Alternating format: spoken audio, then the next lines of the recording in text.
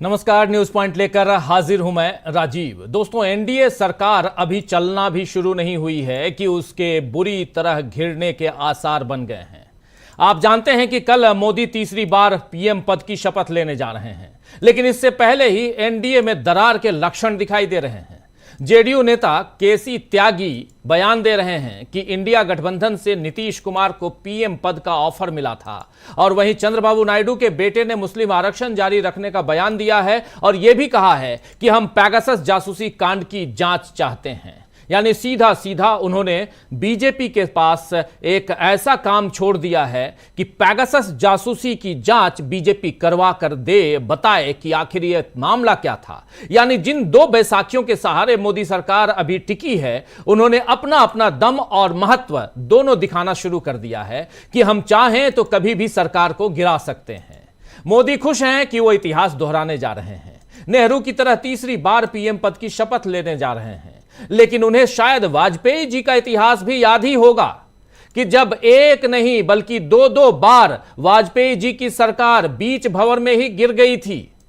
खैर, मोदी क्या सोच रहे हैं, किन चीजों को समझ पा रहे हैं, ये तो वही जाने। लेकिन इधर एनडीए के एन फैक्टर के अलावा अब कांग्रेस और इंडिया गठबंधन के मोर्चे ने भी मजबूत विपक्ष बनकर सरकार को चुनौती देने की शुरुआत आज कर दी है।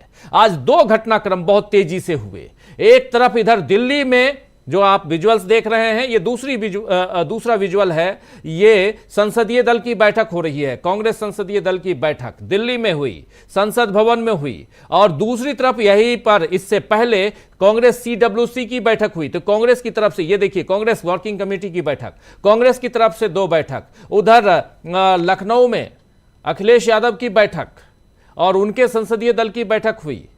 हालांकि लखनऊ में एक और बैठक हुई है जिसमें योगी आदित्यनाथ ने अपने लोगों को बुलाया था, अपने विधायकों को, अपने मंत्रिमंडल के लोगों को, सदस्यों को।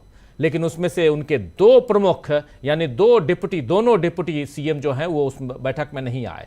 चलिए वो बात हम करेंगे। लेकिन आज एक ही दिन में कांग्रेस की जो दो अहम बैठकें हुई हैं, उसमें कांग्रेस कार्य समिति की बैठक और फिर संसदीय दल की बैठक हुई, और दोनों ही बैठकों में राहुल गांधी को नेता प्रतिपक्ष बनाने की मांग उठती रही। कांग्रेस ने आज प्रेस कॉन्फ्रेंस में भी साफ कर दिया कि उसका अगला प्लान क्या है और किस तरह इंडिया गठबंधन के दूसरे दलों के साथ वो मजबूती से आगे काम करने वाली है। मल्लिकार्जुन खड़गे ने सीडब्ल्यूसी की बैठक में बताया कि जिन राज्यों में कांग्रेस का प्रदर्शन कमजोर रहा है, अब वहां पर बड़े फेरबदल हो सकते हैं। यानी कांग्रेस जहां मजबूत रही वहां वो आगे भी दमदारी के साथ बनी रहे, और इसकी तैयारी कांग्रेस कर रही है। और जहां कमजोर पड़ी वहां सुधार के लिए भी तैयार रहे।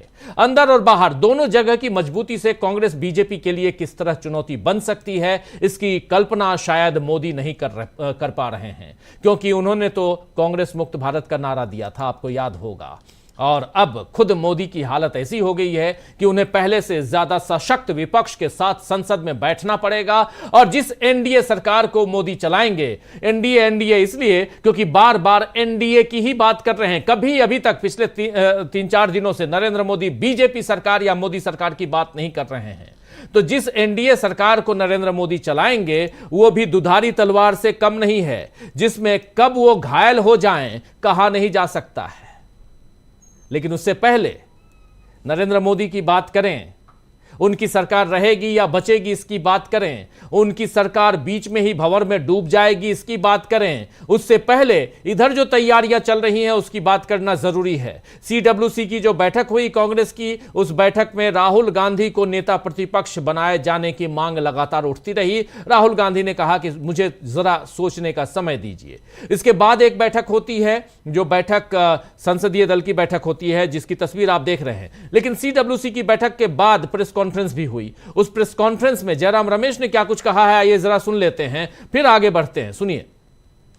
इस प्रस्ताव में यह कहा गया है कि 2024 के चुनाव नरेंद्र मोदी जी को एक व्यक्तिगत, राजनीतिक और नैतिक हार है। ये जीत है जनता की जीत, किसानों की जीत, युवाओं की जीत, दलित आदिवासी पिछड़े वर्गों की जीत, श्रमिकों की जीत, महिलाओं की जीत है। ये जीत है संविधान को सुरक्षित रखने के लिए। और राहुल जी ने आज बैठक में यही दोहराया कि जो सामाजिक और आर्थिक न्याय का अभियान हमने चलाया था, संविधान को सुरक्षित रखने के लिए जो हमने प्रचार किया था, जाति जनगणना को लेकर जो हमने बार बार कांग्रेस अध्यक्ष और राहुल जी ने इसका जिक्र किया, किसान न्याय को लेकर जो हमने गारंटियां दी हैं, इसका भी उन्होंने उल्लेख किया। ये सब हमारे रेजोल्यूशन में शामिल किया गया है। तो सामाजिक आर्थिक न्याय की बात हो, चाहे ओबीसी जनगणना की बात हो, ये तमाम मसले जिसको लेकर राहुल गांधी और कांग्रेस पार्टी पूरे चुनाव और चुनाव से पहले लड़ते रहे, अपनी बात करते रहे, जन जन तक इन बातों को पहुंचाते रहे, इन तमाम मसलों को इनके इस आज जो बैठक हुई है उस बैठक में लिया गया है। लेकिन इसके बाद जब दूसरी बैठक हुई कांग्रेस की, उस बैठक में कांग्रेस ने संसदीय दल का नेता चुन लिया सोनिया गांधी को। सोनिया गांधी के नाम का प्रस्ताव यहां पर मल्लिकार्जुन खड़गे ने दिया और उस प्रस्ताव को दो लोगों ने सेकंड किया, एक गौरव गोगोई ने और दूसरे तारिक अनवर ने। गौरव गोगोई और तारिक अनवर और प्रस्ताव को आगे बढ़ाते हुए, लेकिन प्रस्ताव देते हुए मल्लिकार्जुन खड़गे। ये सारी बातें इसलिए आपको जानना जरूरी है दोस्तों, क्योंकि यहां से एक तस्वीर दिखाई देती है 18वीं लोकसभा की, और उस लोकसभा में कैसे मुसीबतों से घिरे हुए नरेंद्र मोदी नजर आते हैं, वो सब कुछ नजर आती है यहां पे। लेकिन पहले सुनते हैं इस बैठक के बाद निकलते हुए मल्लिकार्जुन खड़गे से जब पूछा गया तो उन्होंने क्या कुछ कहा है, सुनिए जरा मल्लिकार्जुन खड़गे को। करेंगे, मैं बोलना अच्छा नहीं रहेगा, मीडिया बोलेंगे, ये तो बहुत बड़ी बात है, अच्छा है। हमारी लीडर फिर से सीपीपी लीडर बनी और हमको मार्गदर्शन करते रहेगी, और इससे बड़ा क्या हो सकता है। जो इंसान पार्टी के लिए पूरी अपनी खुशियां छोड़कर पार्टी की सेवा कर रही है, तो इसलिए मैं तो उनको सैल्यूट करता हूँ। ऐसे उनके तकलीफात में भी उन्होंने अपने सब काम पीछे रखकर देश के लिए वो पूरी ताकत लगा रही है। आपने आज एक बार फिर राहुल जी को कहा जिम्मेदारी लेने के लिए, क्या वो लोकसभा में जिम्मेदारी उठाएंगे, आपको लगता है? अब वो वेट एंड सी। सर आप क्या प्रधानमंत्री का रोल लेंगे, उस पर क्या कहेंगे? अरे वेट एंड सी बोले तो क्या भी, इसका मतलब क्या है? ठीक है। अरे वेट एंड सी बोले तो इसका मतलब क्या है? जी हां, इंतजार कीजिए, थोड़ा और इंतजार कर लीजिए। लेकिन गौरव गोगोई वो क्या कुछ कह रहे हैं, जरा वो भी सुन लीजिए। गौरव गोगोई। एक बहुत ही भावुक पल था जब हमने दोबारा आदरणीय सोनिया गांधी जी को सीपीपी चेयरपर्सन के हिसाब से उनका समर्थन किया और उन्होंने इस पद की जिम्मेवारी दोबारा ली। हमें सब याद है कि आज से लगभग 2.5 साल पहले जब हमारी दल की स्थिति इतनी अच्छी नहीं थी, तो मुझे याद है कि एक प्लेनरी में आदरणीय श्रीमती सोनिया गांधी जी ने हम सभी को संबोधन करते हुए कहा कि वी विल ओवरकम। इन्होंने जब ये बातें की तो सचमुच हम बहुत भावुक हुए और हमारे दिल में एक साहस जागी, और उसी के उन्हीं शब्दों के नतीजे आज आपको वर्तमान की सीपीपी पार्टी में दिखाई दे रहे हैं। एलओपी के लिए कुछ बात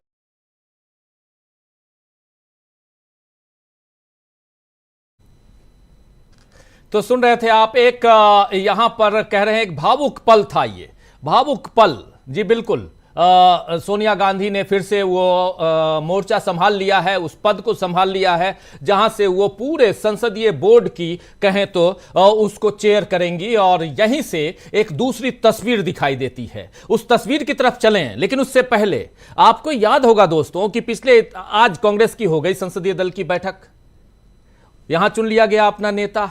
समाजवादी पार्टी की बैठक हो गई, छोड़िए विपक्षी दलों को, आप सत्ता पक्ष जो होने वाला सत्ता पक्ष है उसमें जरा झांकिए, तो वहां पर तमाम दल बीजेपी को छोड़कर सब ने अपनी अपनी बैठकें कर ली। बीजेपी ने अभी तक अपनी बैठक नहीं की, और बीजेपी ने अपनी बैठक संसदीय बोर्ड की बैठक, संसदीय दलों की बैठक, संसदीय जो सदस्य हैं संसद में नए चुन के आए उनके साथ ना ही कोई बैठक की और न ही अपना नेता चुना। जी हां, बीजेपी ने अपना नेता नहीं चुना, लेकिन नरेंद्र मोदी बाईपास करके पहुंच गए, सीधे एनडीए का नेता बन गए और वो अब जा रहे हैं प्रधानमंत्री पद पर विराजमान होने के लिए। ओथ सेरेमनी है कल। क्या ये संवैधानिक है? जरा सोचिएगा। चलिए खैर, लेकिन यहां से मुसीबतों का पहाड़ शुरू होता है। उस पहाड़ को कैसे पार करेंगे नरेंद्र मोदी? क्या शपथ ग्रहण से पहले ही मोदी के लिए मुसीबत शुरू हो गई है? कांग्रेस ने क्या प्लान बनाया है, जरा इन सबको देखते हैं। चलिए चर्चा की शुरुआत करते हैं। हमारे साथ कुछ वरिष्ठ साथी जुड़े हुए हैं, उन सबसे आपका परिचय करवाता हूं और आगे बढ़ते हैं। देखिए इस वक्त हमारे साथ 4 वरिष्ठ साथी जुड़े हुए हैं। आज शायद हिमाचली टोपी पहनकर हमारे साथी प्रोफेसर रविकांत जी जुड़े हुए हैं। हिमाचल बहुत याद आ रहा है प्रोफेसर रविकांत जी।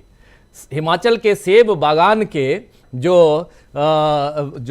किसान हैं वो भी बहुत याद कर रहे हैं कि आखिर हमने क्या गलती कर दी, अदानी को फिर से मौका दे दिया।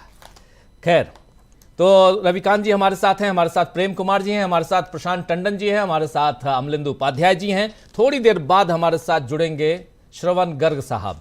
और आज शनिवार है और जुड़ते हैं, हमेशा हर शनिवार को हमारे साथ रहते हैं, तो गर्ग साहब भी थोड़ी देर बाद जुड़ेंगे। चर्चा को आगे बढ़ाएं और बहुत सारी बातें। और यहां से हम नहीं चाहते हैं कि कहीं कोई मुसीबत हो। ये शब्द जो है मुसीबत शब्द, ये अच्छा शब्द नहीं है, किसी के लिए मुसीबत ना आए। लेकिन क्या कारण है कि उधर 2 बैसाखियां, एक बैसाखी जो सहारा है वो है जेडीयू और दूसरा सहारा टीडीपी। जेडीयू के प्रमुख नेताओं में से एक कह रहे हैं, केसी त्यागी, कि हमारे पास इतना बड़ा ऑफर था, या आज भी है क्योंकि ये बीता नहीं है, गया नहीं है, जिसमें नीतीश कुमार पीएम बन सकते हैं। यानी कि इंडिया गठबंधन ने साफ साफ कह दिया है कि आप हमारे साथ आ जाइए और नीतीश बाबू को हम प्रधानमंत्री बनाने के लिए तैयार हैं। इतना बड़ा ऑफर, ये ऑफर, क्या ये बात ऐसे ही बोल दी गई होगी? जरा सोचिए, क्या ऐसे बोल दी गई होगी? कोई भी राजनेता ऐसे ही बिना मतलब के कोई बात कह देता है? राजनेता जुबान खोलता है तो जरूर कुछ ना कुछ सोच करके बोलता है, यह तय मानिए, क्योंकि वो जननेता है और सत्ता पे राज करता है, इसलिए भी। दूसरी तरफ ये जो टीडीपी के चंद्रबाबू नायडू के जो बेटे हैं, उन्होंने जो पैगासस की बात की है, उन्होंने मुस्लिम आरक्षण की बात की है, हज पे जाने वाले मुसलमानों को 1 लाख रुपए, और उसके अलावा जितनी अल्पसंख्यकों के लिए, आदिवासियों के लिए, दलितों के लिए, इन सब के लिए जो उनके मैनिफेस्टो में जितनी बातें लिखी गई हैं, इन सब की याद क्यों दिला रहे हैं टीडीपी नेता के बेटे, चंद्रबाबू नायडू के बेटे? क्या ये दोनों बैसाखियां डरा रही हैं? चलिए प्रोफेसर रविकांत जी, पहले आपके पास ही आना चाहता हूं, फिर प्रेम कुमार जी आपके पास आता हूं। जरा बताइए, यहां से शुरुआत करते हैं और फिर कांग्रेस की तरफ बढ़ेंगे। कांग्रेस के अंदर खाने क्या चल रहा है, इस पे भी चर्चा करेंगे, और सोनिया गांधी ने कैसे मोर्चा संभाल लिया, इस पे भी चर्चा करेंगे। लेकिन प्रोफेसर रविकांत जी। हाँ, निश्चित रूप से। एक तो मोदी जी अब आ तो गए हैं और कुछ लोगों के और भी अच्छे दिन आ गए, जैसे प्रफुल्ल पटेल साहब बाइज्जत बरी हो गए हैं। 180 करोड़ उनका वापस होने जा रहा है ईडी के जरिए। लेकिन नीतीश और नायडू, ये 2 बैसाखियां जिनको आप कह रहे हैं, मुझे लगता है कि ये विक्रम बेताल की कथा होने जा रही है। कभी बेतलवा डाल पर तो कभी पीठ पर। और क्या करेंगे मोदी जी? जिस तरह से सरकार चलाने के वो आदी हैं, वो कभी भी नियंत्रित होकर के काम नहीं करते। पूरी सरकार पीएमओ चलाता था, ये सबको मालूम है। नितिन गडकरी के अलावा कोई दूसरा मंत्री जो कभी फैसले ले पाता हो, मुझे नहीं लगता कि होगा। अगर आपको जानकारी हो तो बताइए आप लोगों को कि दूसरा कौन ऐसा मंत्री था जो डिसीजन लेता था। और उस बैठक में हम आपने ये भी देखा कि जो लोग मोदी मोदी चिल्ला रहे थे, गडकरी उनमें शामिल नहीं थे जी। और ये रीब्रांडिंग थी मोदी जी की। रीब्रांडिंग में इसलिए कह रहा हूं कि आफ्टर पोल जो सर्वे हुआ है राजीव जी, एक बहुत चौंकाने वाला आंकड़ा आपके सामने रख रहा हूं। आफ्टर पोल जो सर्वे हुआ है कि लोग किसको प्रधानमंत्री देखना चाहते हैं, देश के 36% लोगों ने राहुल गांधी का नाम चूज किया है और नरेंद्र मोदी को चाहने वाले केवल 32%, ओनली 32% लोग, और राहुल गांधी को प्रधानमंत्री देखना चाहते थे 36% लोग।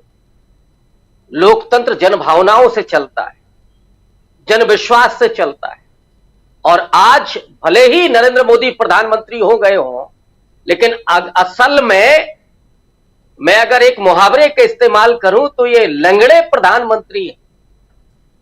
दो बैसाखियां आपकी, और जनता आपको नहीं देखना चाहती। ऐसे में आपका हर एक फैसला प्रश्नांकित होगा। एक वो दौर था जब आपने नोटबंदी की और कह दिया कि अगर हमारी कोई गलती पाई है तो हमको चौराहे पर आकर के जो सजा देनी हो दे दीजिएगा। लोगों ने स्वीकार कर लिया जी। लेकिन आज जब केवल 32% लोग नरेंद्र मोदी को चाहते हो, 36% राहुल गांधी को, राहुल गांधी अगर लीडर ऑफ अपोजिशन होते हैं तो टेलीविजन पर लोग किसको ज्यादा देखेंगे? वो तो पिछले दिन वही देखने लगा था। राहुल गांधी को देखने वाले, उनको सुनने वाले लोग आज देश में सबसे ज्यादा हैं। नरेंद्र मोदी का ग्राफ पूरी तरीके से गिरा हुआ है, जबकि मोदी बहुत अच्छी लच्छेदार भाषा बोलते हैं, बहुत भावुकतापूर्ण भाषा बोलते हैं। वो मछली मंगल सूत्र तो मुजरा ये सब तो सुना ही हम लोगों ने। लेकिन असल में जो व्यक्ति वस्तुनिष्ठ बोलता है, जो लोगों की बात करता है, लोगों के मुद्दे उठाता है, उन मुद्दों के लिए संघर्ष करता है, जूझता है, सड़क पर चलता है, लड़ता है, वो व्यक्ति जनता का नेता होता है जी, जननायक होता है। नरेंद्र मोदी के मन में आज ये टीस होगी कि आज प्रधानमंत्री भले ही वो है, लेकिन जननायक तो राहुल गांधी।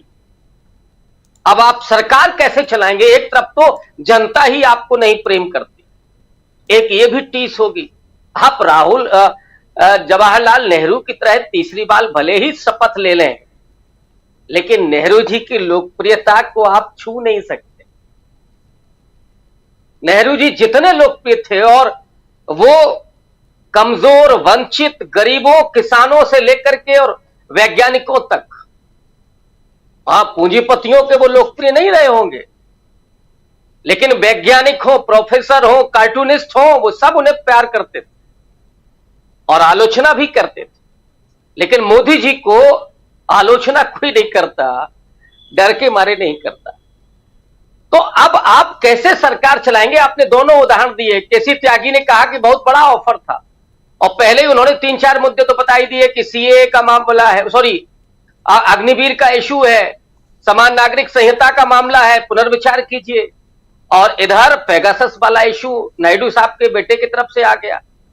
तो रोज ही आपको तंग किया जाएगा। अपने दोनों, मैंने कहा जी विक्रम बेताल की कथा है, और इधर सामने लीडर ऑफ अपोजिशन अगर राहुल गांधी होंगे तो आप देश के साथ फिर छल नहीं कर पाएंगे, झूठ नहीं बोल पाएंगे। आपको लोगों के लिए काम करने पड़ेगा, अंबानी और अडानी से काम नहीं चलेगा। ये तो हालत नरेंद्र मोदी के होने जा रहे हैं, और फिर वो कितने दिन चलने वाली है सरकार, ये भी देखना पड़ेगा, क्योंकि जनविश्वास तो राहुल गांधी के साथ है। और मुझे लगता है कि ऐसी सरकार जो तोड़ फोड़ करके बनाई गई हो, जनता का विश्वास जिसमें ना हो, वो लंबे समय तक नहीं टिक सकती। अब देश के लोगों को इंतजार है कि कांग्रेस पार्टी का क्या अगला कदम होता है, और इंडिया अलायंस का क्या अगला कदम होता है, और सबसे बड़े तो नायडू और नीतीश का अगला कदम क्या होता है। लोग इंतजार कर रहे हैं। बिल्कुल बिल्कुल, आप सही कह रहे हैं। ये हैं टीडीपी नेता और एन चंद्रबाबू नायडू के बेटे नारा लोकेश। नारा लोकेश ने साफ साफ कहा है कि जब हम गठबंधन में थे उस वक्त पैगासस का इस्तेमाल कर हमारे फ़ोन टैप करवाए गए और उसकी पूरी जांच हो। और गठबंधन में किसके साथ थे? ये साथ थे भाजपा के, और पैगासस का इस्तेमाल किया गया और क्या फोन टैपिंग हुई, किसने करवाया, बीजेपी से, बीजेपी के ऊपर एक बड़ा दबाव बनाने की कोशिश, और दूसरी तरफ उधर केसी त्यागी नीतीश कुमार की तरफ से अपनी बात रख ही रहे हैं। तो इन सब के बीच और सबसे यहां पर तीसरी सबसे बड़ी बात कि संसदीय दल की बैठक सबकी हो गई लेकिन बीजेपी की क्यों नहीं हुई, यह भी एक बड़ा सवाल है। आना चाहता हूं प्रेम कुमार जी, बहुत कुछ है आज इस पिटारे में, जरा आपसे समझूं क्या कुछ दिखाई देता है, क्योंकि देखिए यह चर्चा जितनी की जाए वो कम है। हो सकता है कई लोग कहें कि अरे आप तो रोज सरकार बना रहे हैं, रोज सरकार गिरवा रहे हैं, लेकिन यहां रोज सरकार गिर रही है, इसलिए चर्चा करना जरूरी है। यहां कोई ऐसा दिन नहीं निकलेगा, बीतेगा, जिस दिन या तो बीजेपी तोड़ फोड़ करके जैसे भी हो अपने लिए 272 का आंकड़ा, खुद के लिए अपने दम पर 272 का आंकड़ा सुनिश्चित करा ले, बिल्कुल सील बंद कर ले, तभी वो बचेगी, तभी हम भी बोलना छोड़ देंगे, तब हम कुछ और बातें करेंगे। लेकिन आज 240 के साथ नरेंद्र मोदी का जो नेचर है, उस नेचर के साथ नरेंद्र मोदी कितने दिन चलाएंगे सरकार, ये एक बड़ा सवाल तो है। ये सवाल ये भी है कि टीडीपी का कहना है, उनके बेटे का कहना है पेगासस जांच करवाइए, और उधर नीतीश बाबू एक नहीं बल्कि कई, कल आप देखिए भाषण में क्या कह रहे थे, बिहार के लिए जो है वो तो कर ही देंगे ना, कह तो रहे थे, जो पुरानी बात है वो सब कुछ जो पहले कह रहे थे तो हो ही जाएगा ना। तो ये सब क्या था, इन सबको जरा एक्सप्लोर कीजिए, यहां पे एक्सप्लेन करने की कोशिश कीजिए, और यहां से कांग्रेस की जो आज 2 बैठकें हैं वहां से क्या निकल के आ रहा है ये भी बताइए प्रेम कुमार जी। जी शुक्रिया राजीव जी। अब देखिए, इस सरकार को हम इस तरह से देखें कि जन्म लेने से पहले ही, या जन्म लेते ही बोलिए, जन्म लेते ही ये आईसीयू में नजर आ रही है और गंभीर संकट में, ये दीर्घायु हो, सब लोग चाहते हैं भाई, नवजात शिशु है, चुनाव से पैदा हुआ नवजात शिशु, सब लोग दीर्घायु होना चाहते हैं, मानते हैं होना चाहिए, लेकिन गंभीर बीमारी से ग्रसित है। और इसका ऐलान कौन लोग कर रहे हैं? वही लोग जो परिवार के हैं, चंद्रबाबू नायडू, नीतीश कुमार, यही लोग कर रहे हैं। अगर केसी त्यागी बोलते हैं कि अग्निवीर को स्क्रैप करिए, अगर वो दूसरी बातें कहती हैं, चाहे यूसीसी और अन्य मांगे, जो भारतीय जनता पार्टी के सिद्धांत के हिसाब से उनकी एक तरह से बहुत महत्वाकांक्षी परियोजनाएं हैं जी, उसको स्क्रैप करने की बात कर रहे हैं। तो ये संकट वहीं से खड़ा हुआ। चंद्रबाबू नायडू की तरफ से अगर पेगासस की बात की जा रही है, उनके बेटे कर रहे हैं, तो पेगासस क्या है? सरकार का सौदा, जो रक्षा सौदे का पार्ट, जिसको आम नागरिक के खिलाफ इस्तेमाल किया गया, किसने किया? मोदी सरकार ने ही तो किया। तो अपनी ही सरकार के खिलाफ जांच की मांग कर रहे हैं नारा लोकेश। तो इसका मतलब है कि ये परिवार के लोग ही इस बीमारी को गंभीर बता रहे हैं और इसके दीर्घायु होने पर प्रश्न चिन्ह लगा रहे हैं। अब दूसरी तरफ जो इंडिया गठबंधन ने फैसला लिया कि जनादेश को हम पढ़ते हैं बीजेपी के खिलाफ, लेकिन हम तब तक इंतजार करेंगे जब तक कि उचित अवसर नहीं आ जाता, यानी जनादेश के अनुरूप हम भी देना चाहते हैं, और लेकिन इसके लिए इंतजार करेंगे। तो इसका मतलब है कि अनैतिक तरीके से सरकार गिराई नहीं जाएगी, अनैतिक तरीके से किसी को तोड़ने जोड़ने की कोशिश नहीं की जाएगी। ये लोकतंत्र का सदाचार है और इसका इन्होंने पालन किया है। तो अब यहाँ एक बात देखने की है कि जो अपोजिशन है, अपोजिशन ने जिस तरह से अपने आप को ग्रूम किया, संविधान बचाने के लिए, लोकतंत्र बचाने के लिए, आरक्षण बचाने के लिए, अग्निवीर लाने के लिए, गरीब उन्मुख सरकार, लोक कल्याणकारी सरकार लाने के लिए एक विमर्श खड़ा कर दिया पूरे देश में, और उस विमर्श को देश की स्वीकृति मिली। और रविकांत जी बहुत अच्छे याद दिला रहे थे इस सर्वे के बहुत अच्छे पहलू कि इस देश की जनता ने राहुल गांधी को सबसे ज्यादा लोकप्रिय मान लिया है, सात मोहर लगा दी है। नरेंद्र मोदी से ज्यादा पॉपुलैरिटी राहुल गांधी की है, ये CSDS का सर्वे बता रहा है। इसका मतलब है देश के सोचने का तरीका बदल गया है। पप्पू पापा बन गया है। हमने बहुत पहले ही आपके शो पे पप्पू पापा बनने का स्लोगन दिया था। पप्पू पापा बन गया है, इस पर जनता ने मुहर लगाई। जिसको लोग पप्पू बोलते थे, आज वो पापा की भूमिका में है। आज अब कांग्रेस पार्टी एक्सपेक्ट कर रही है कि राहुल गांधी एलओपी एक्सेप्ट करें, नेता प्रतिपक्ष एक्सेप्ट करें।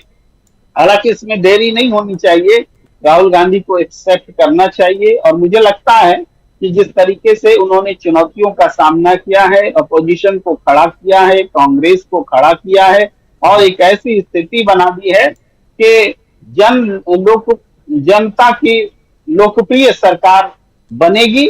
और चाहे अगर ये सरकार लड़खड़ाती है तो दूसरी सरकार बनने के लिए तैयार बैठती।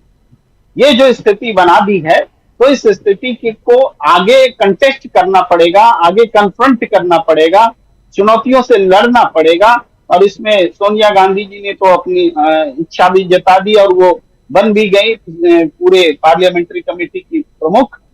वो सोनिया गांधी जी की जो जीवटता है इस उम्र में भी वो पूरे चुनाव के दौरान देखने को मिली है, उसकी एक अलग भूमिका है। तो पूरे गांधी परिवार ने दिन रात एक करके खून पसीना बहा करके जो पार्टी को खड़ा किया और पार्टी पुनर्जीवित हुई है बहुत जबरदस्त तरीके से। वो कांग्रेस पार्टी जिसको 1.75% वोट ज्यादा मिले हैं पिछली बार, और वो बीजेपी जिसको पिछले बार जो पॉपुलर वोट्स थे उससे 0.74 कम वोट मिले, यानी पॉपुलर वोट्स घट गए। और कई स्टेट्स में, जैसे असम जैसे स्टेट्स में, हेमंत बिस्वा शर्मा जैसे स्टेट्स में, कोई याद कीजिए जहां राहुल गांधी ने न्याय यात्रा के दौरान उन पर हमला भी हुआ था, बहुत कन्फ्रंटेशन झेलना पड़ा था, वहां पॉपुलर वोट्स कांग्रेस के ज्यादा हैं बीजेपी के मुकाबले।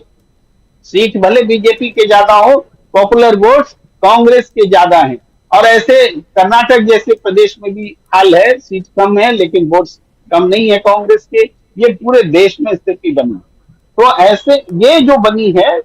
और हम तो कहें कि बीजेपी के लिए, बहुत लोग कहते हैं कि बीजेपी के पास तो 240 सीट है, कांग्रेस के पास 90 के दशक के बाद में 240 सीट कभी आई नहीं, तो 240 वाला अगर सरकार नहीं चला सकेगा तो 99 वाला कैसे सरकार चलाएगा? ये प्रश्न खड़ा कर रहे हैं। और इस प्रश्न का उत्तर बहुत जरूरी है समझना हमारे दर्शकों के लिए कि देखिए, ये वो पार्टी जो कभी 13 दिन की सरकार नहीं चला सकी, 13 दिन में ही गिर गई, वो पार्टी जो कभी 13 महीने में ही सरकार गिर गई, और उसके बाद अटल बिहारी वाजपेयी ने जिस तरीके से एनडीए को सर्वग्राह्य बनाया, सर्वमान्य बनाया, उससे सीख करके, सबक से सीख करके, उसको नरेंद्र मोदी जी की सरकार ने पलट दी और एंटी रीजनल पार्टी के रूप में अपना कैरेक्टर गढ़ा। उन्होंने ऐसी राजनीति की कि पूरे देश में ये वन पार्टी चलेगा। जेपी नड्डा जी ने भी कहा था कि क्षेत्रीय दलों का अस्तित्व नहीं। आप कुछ बोलना चाह रहे हैं राजीव? जी, मैं थोड़ा सा रोकना चाहता हूं, आपके पास आता हूं दोबारा, थोड़ा रोकना चाहता हूं। संसदीय दल की बैठक के बाद सोनिया गांधी जब चुनी जाती हैं नेता, तो क्या कुछ कह रहे हैं मल्लिकार्जुन खड़गे, जरा एक बार फिर से सुनते हैं और फिर चर्चा आगे बढ़ाते हैं। बिल्कुल, बहुत सारी बातें अभी करनी है, बहुत सारी बातें हो रही हैं। इस बीच CSDS लोकनीति का जो सर्वे आया है, वो सर्वे अभी इस चुनाव के बाद, चुनाव रिजल्ट आने के बाद जो सर्वे है, वो सर्वे बताता है कि देश के लोग चाहते थे कि राहुल गांधी प्रधानमंत्री बने। 36% लोगों ने राहुल गांधी पर मोहर लगाए, और जबकि 32% लोग ही चाहते थे कि नरेंद्र मोदी प्रधानमंत्री बने। लेकिन अब कुछ और होने जा रहा है। लेकिन क्या बस वहीं पर सब कुछ खत्म है, या यहां से किसी चीज की शुरुआत हो रही है? देखेंगे राहुल गांधी नंबर 1 नेता कैसे बन गए, वो समझेंगे। लेकिन उससे पहले जरा सुनिए मल्लिकार्जुन खड़गे क्या कह रहे हैं। करेंगे, मैं बोलना अच्छा नहीं रहेगा, मीडिया बोलेंगे, ये तो बहुत बड़ी बात है, अच्छा है। हमारी लीडर फिर से CPP लीडर बनी और हमको मार्गदर्शन करते रहेगी। और इससे बड़ा क्या हो सकता है, जो इंसान पार्टी के लिए पूरी अपनी खुशियां छोड़कर पार्टी की सेवा कर रही है, तो इसलिए मैं तो उनको सैल्यूट करता हूँ। ऐसे उनके तकलीफात में भी उन्होंने अपने सब काम पीछे रखकर देश के लिए वो पूरी ताकत लगा रही है। खड़गे जी, आपने आज एक बार फिर राहुल जी को कहा जिम्मेदारी लेने के लिए, क्या वो लोकसभा में जिम्मेदारी उठाएंगे आपको लगता है? अब वो वेट एंड सी। सर आप क्या प्रधानमंत्री का रोल लेंगे, उस पर क्या कहेंगे? अरे वेट एंड सी बोले तो क्या भी, इसका मतलब क्या है? तो राहुल गांधी क्या जिम्मेदारी लेंगे, क्या राहुल गांधी जिम्मेदारी उठाएंगे, ये बड़ा सवाल नहीं है। राहुल गांधी लगातार जिम्मेदारी उठा रहे हैं, ये बड़ा सवाल भी नहीं है। सवाल ये है कि राहुल गांधी ने जो यात्राएं की, 4000 किलोमीटर की यात्रा दक्षिण से उत्तर की ओर और उसके बाद 6600 किलोमीटर की यात्रा पूरब से पश्चिम की ओर, इसका फायदा यह हुआ कि 41 सीटें, 41 सीट्स इंडिया गठबंधन और उसमें सबसे ज्यादा समाजवादी पार्टी को मिली इन्हीं यात्राओं से। उत्तर प्रदेश में आप देख लीजिए 37 सीट्स। तो ये यात्रा कितना इंपॉर्टेंट थी। और इस यात्रा के बाद कांग्रेस पार्टी ने कई सारी यात्राओं की प्लानिंग आज CWC में कर ली है, और खासकर उन राज्यों में जहां अभी आने वाले समय में चुनाव है, जैसे महाराष्ट्र में पदयात्रा निकालेगी कांग्रेस पार्टी। इस बीच 11 तारीख से 15 तारीख तक उत्तर प्रदेश में 403 सीटें हैं, 403 विधानसभा सीट है, आप जानते हैं उत्तर प्रदेश में, और हर विधानसभा में ये दोनों दल एक साथ यात्रा करेंगे और कुछ जगहों पे राहुल गांधी और अखिलेश यादव दोनों साथ साथ रैलियां करेंगे और यात्रा भी करेंगे। और उसमें सबसे प्रमुखता के साथ जो सबसे ऊपर नाम आ रहा है वो अयोध्या का आ रहा है, फैजाबाद का आ रहा है, क्योंकि फैजाबाद की सीट समाजवादी पार्टी ने जीती है। कुछ एक सीटें ऐसी हैं जहां शायद विपक्ष जीत सकता था, न सिर्फ उत्तर प्रदेश की बात कर रहा हूं बल्कि और भी दूसरे राज्यों की बात कर रहा हूं, और वो सब अगर हो जाता तो बीजेपी 200 से नीचे गिर जाती। वैसा नहीं हुआ। 1,07,00,000 जो मतदान बढ़ गए, उसको लेकर मामला सुप्रीम कोर्ट पहुंचा हुआ है, उसका भी इंतजार है कि उसमें क्या होगा। कुछ मामले ऐसे हैं जहां रिकाउंटिंग की बात है। आप जानते हैं कि सुप्रीम कोर्ट के आदेश के अनुसार 45 दिन तक इन सारी चीजों को रखना है और फिर से जांच होगी। दूसरी बात यहां महत्वपूर्ण है कि 7 दिन के अंदर आप क्लेम कर सकते हैं रिकाउंटिंग के लिए। तो अभी देखते हैं रिकाउंटिंग कहां कहां होनी है। तो बहुत कुछ पैरेलली चल रहा है। हमारे साथ जुड़ गए हैं श्रवण गर्ग साहब। गर्ग साहब, आपका स्वागत करता हूं, सीधे आपके पास आना चाहता हूं गर्ग साहब। और देखिए, बहुत कुछ बदलता हुआ, बहुत परिवर्तित होता हुआ दिखाई दे रहा है, और इन सब के बीच नरेंद्र मोदी के सामने मुसीबतों का पहाड़। प्रधानमंत्री तो बनने जा रहे हैं तीसरी बार, यह अभी तक दिखाई दे रहा है आज की तारीख में। लेकिन आज सुबह से देख रहा हूं तमाम चैनलों पे, तमाम जगहों से जो खबरें आ रही हैं, और एक भी बैठक लेकिन अभी तक अमित शाह के घर पे नहीं हुई। आज तक इससे पहले ये खबरें आती थी कि अमित शाह के घर पे बैठक हो रही है, लेकिन बैठकें जो हो रही हैं वो हो रही हैं जेपी नड्डा के घर पे। होनी भी ऐसे ही चाहिए जो अब हो रही हैं, मतलब समय बदल गया है, ये दिखाई देता है। दूसरी तरफ आप देखिए बिहार में और चंद्रबाबू नायडू, इन दोनों की कहानी आप सुन रहे हैं लगातार। जरा यहां से आपसे एक तस्वीर देखना चाहता हूं, एक लाइन खींचने की कोशिश कीजिए गर्ग साहब, आगे की क्या कुछ गतिविधियां हो सकती हैं। एक पॉलिटिकल एनालिस्ट के रूप में, वरिष्ठ पत्रकार के रूप में, एक लंबा अनुभव आपका है, जेपी आंदोलन से लेकर अभी तक के बहुत सारे आंदोलनों और पॉलिटिकल चेंजेस को आपने देखा है। क्या कुछ दिखाई देता है? कांग्रेस पार्टी बहुत ही चतुराई और अगर कहें तो बुद्धिमत्ता के साथ आगे अपना काम कर रही है, वो भी दिखाई दे रहा है। कैसे आप देखते हैं? देखिए, दो चीजें हैं, दोनों अलग अलग हैं। एक तो है कि नरेंद्र मोदी, दूसरी है कांग्रेस। नरेंद्र मोदी सत्ता में बने रहने के लिए सब कुछ करेंगे, और अमित शाह सत्ता के एक समानांतर पैरेलल सेंटर बन गए थे। वो सेंटर बीजेपी में चल गया, वो एनडीए में नहीं चलेगा, क्योंकि जितने एनडीए के घटक हैं, विपक्ष की हुकूमतें हैं, वो ज़्यादातर अमित शाह से पीड़ित रही हैं, और अमित शाह के प्रति एक जनरल नाराज़गी इस देश में रही है। आपने देखा कि केजरीवाल ने आरोप लगाया था कि ये मोदी जी इनको अगले साल प्रधानमंत्री बना देंगे। तो अमित शाह के घर पे बैठक नहीं होना ये एक बहुत बड़ा संकेत है कि जो पावर सेंटर है एनडीए के वो अब चेंज होने वाले हैं। ये तो एक बड़ा मुद्दा है। मेरा ऐसा मानना है कि नरेंद्र मोदी सत्ता को बचाने के लिए, सत्ता में बने रहने के लिए कई चीजें कर सकते हैं, मतलब करेंगे भी, क्योंकि उनके लिए देखिए फर्क ये है कि राहुल को सत्ता नहीं चाहिए और मोदी जी सत्ता के बिना जिंदा नहीं रह सकते, मतलब राजनीतिक रूप से दोनों में बड़ा फर्क है।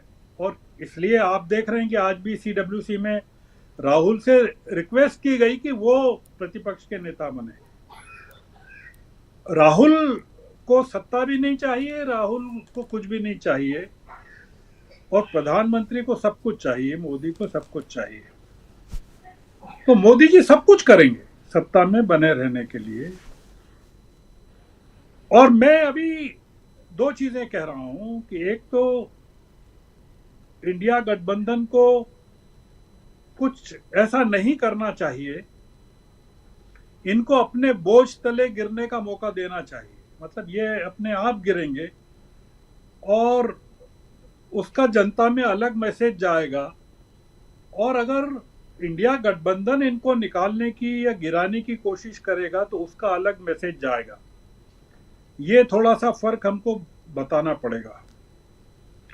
एक जो फैक्ट है जिसको हमको समझना पड़ेगा कि बीजेपी के वोट शेयर में बहुत ज्यादा कमी नहीं हुई है, 1% से भी कम की कमी हुई है वोट शेयर में।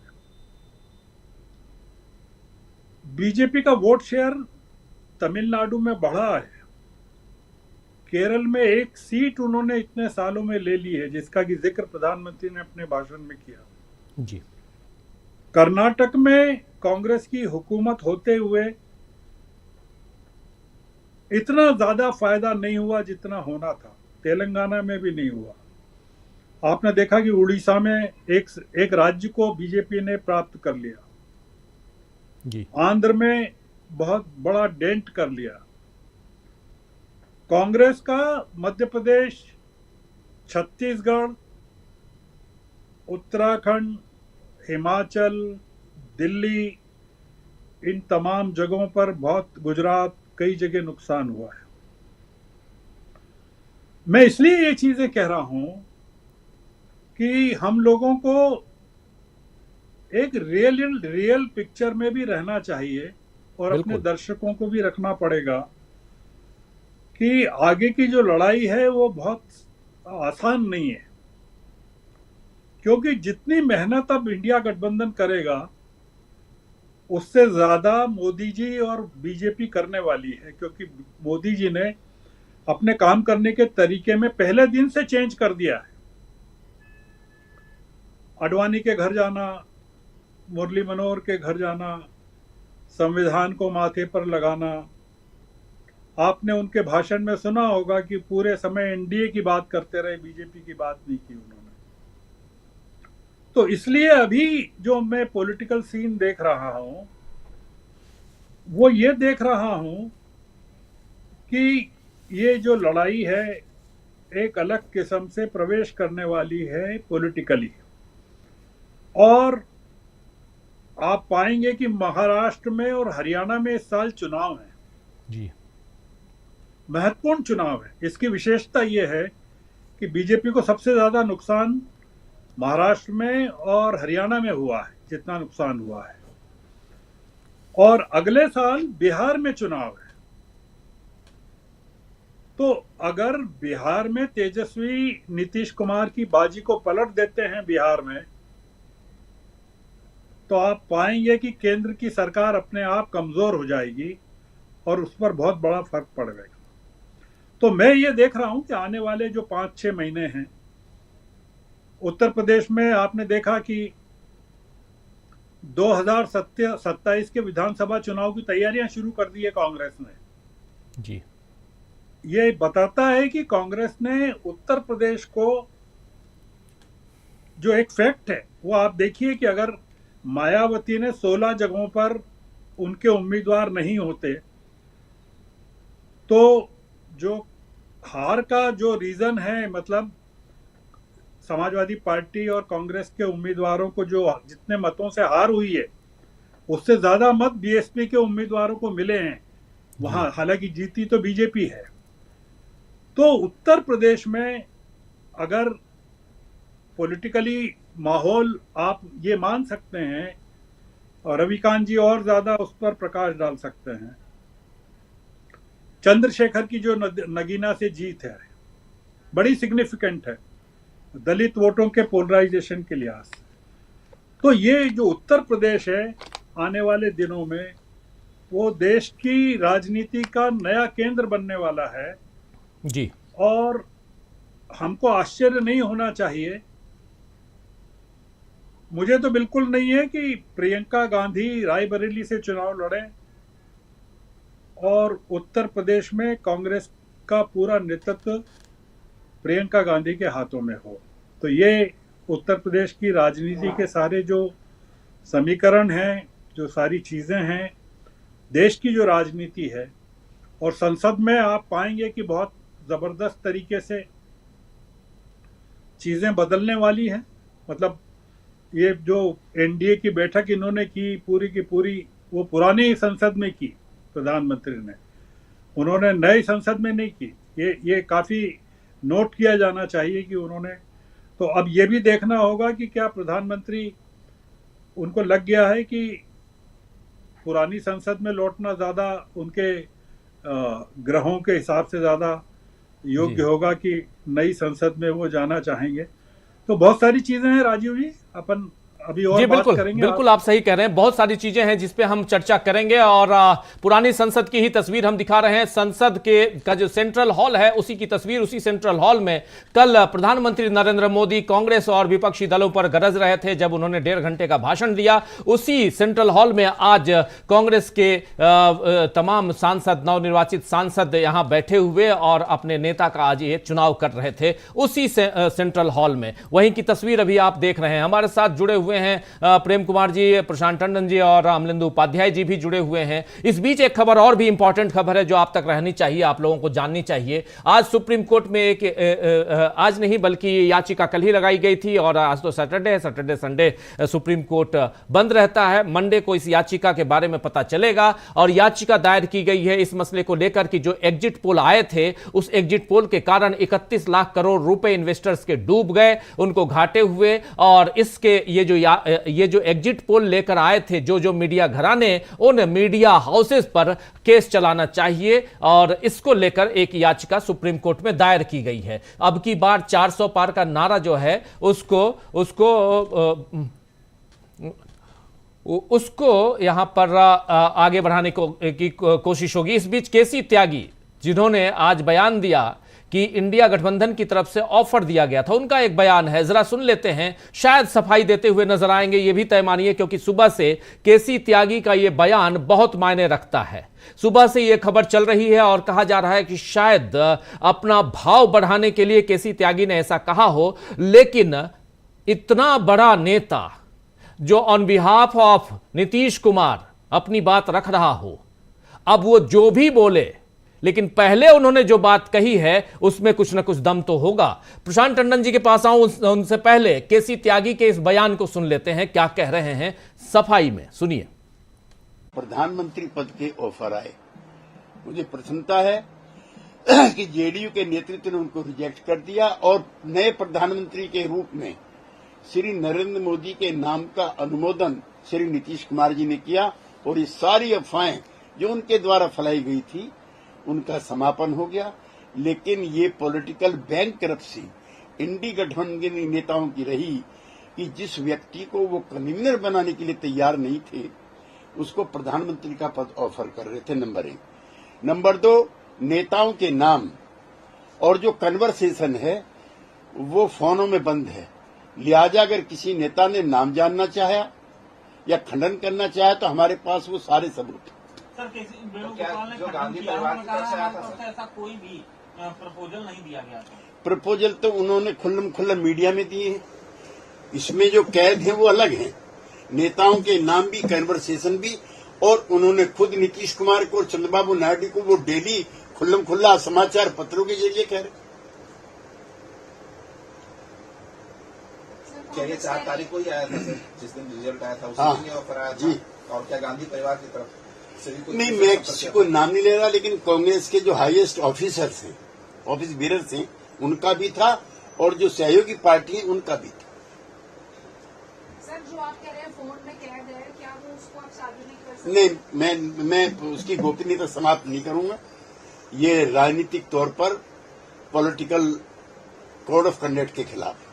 सर, राहुल गांधी का नाम अब आगे आ रहा है इंडिया अलायंस के नेता। तो 2-3 महत्वपूर्ण बातें हैं प्रशांत टंडन जी। थोड़ा हम भी मुस्कुराने लगे। जो कह रहे हैं केसी त्यागी, ये खंडन नहीं कर रहे हैं, ये कह रहे हैं कि हां, कांग्रेस के बड़े नेता की तरफ से ये फोन आया और उनके जो सहयोगी संगठन यानी इंडिया गठबंधन के दूसरे दलों के नेता की तरफ से भी आया। इस फोन में वो कैद है, यानी कि टैप किया हुआ, टेपिंग है और कन्वर्सेशन, लेकिन प्रधानमंत्री पद का ऑफर दिया गया। 4 जून को इनके पास फोन आया और इसके बाद ये जो है मीडिया के जरिए भी, अखबारों में छापकर भी ये ऑफर दिया गया। ये सारी बातें कह रहे हैं, यानी ये और अभी मीडिया से चर्चा करने का मतलब क्या हो सकता है, मकसद क्या हो सकता है? दिन भर आज गहमा गहमी का आलम रहा है इधर दिल्ली में। कितने मंत्रिमंडल में सदस्य चाहिए, यानी मंत्रिमंडल के कितने सदस्य हमारे होने चाहिए, इस पर आज बहस चलती रही। उधर टीडीपी की तरफ से भी और इधर जेडीयू की तरफ से भी। कल याद कीजिए, संजय सिंह आम आदमी पार्टी के राज्यसभा सांसद जब अपने इसी कार्यक्रम में जुड़े थे, एक्सक्लूसिव हमसे बात कर रहे थे, तो उन्होंने कहा था कि टीडीपी पर हमारी नजरें हैं, निगाहें टिकी हुई हैं और अगर टीडीपी को स्पीकर का पद नहीं मिलता है तो हम उसका समर्थन करेंगे, यानी प्लान बी इंडिया गठबंधन की तरफ से तैयार है। ये इसका खुलासा उन्होंने कर दिया। तो बहुत कुछ, लेकिन केसी त्यागी का यह बयान क्या मायने रखता है प्रशांत टंडन जी? जी, अब तो राजनीति शुरू हुई है और देखिए, मैं तो इस तरीके की प्रेस कॉन्फ्रेंस अब रोज होंगी। जो दिल्ली में पॉलिटिकल करस्पॉन्डेंट्स हैं, उनके पास काम काफी रहेगा।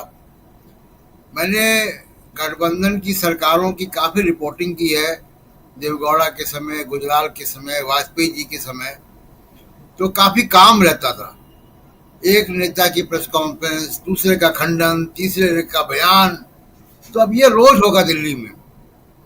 पटना में कुछ होगा, फिर दिल्ली में साफ सफाई होगी, फिर हैदराबाद में कुछ होगा, फिर विजयवाड़ा में कुछ होगा। तो ये तो चलेगा। लेकिन देखिए, जो मैं बहुत सारी बातें हैं नीतीश बाबू का, देखिए वो महत्वाकांक्षी हैं और महत्वाकांक्षी अगर वो ना होते तो इतनी कलाबाजियां क्यों खाते? तो इसमें तो कोई दो राय नहीं है जी। लेकिन एक दो बातें और मैं कर दूं इसके पहले। जो कल परसों होने वाला है उसकी तरफ आऊंगा मैं। पहली बात देखिए राजीव जी, मैं चुनाव में जाता हूं, फील्ड में जाता हूं। मैं आपको यकीन से बता सकता हूं कि ये आरएसएस ने जान लगा दी थी इस चुनाव में। ये परसेप्शन ही गलत है कि आरएसएस ने हाथ खींच लिए। मैं जहां दिल्ली में रहता हूं वहां आरएसएस के लोग 2 बार आए।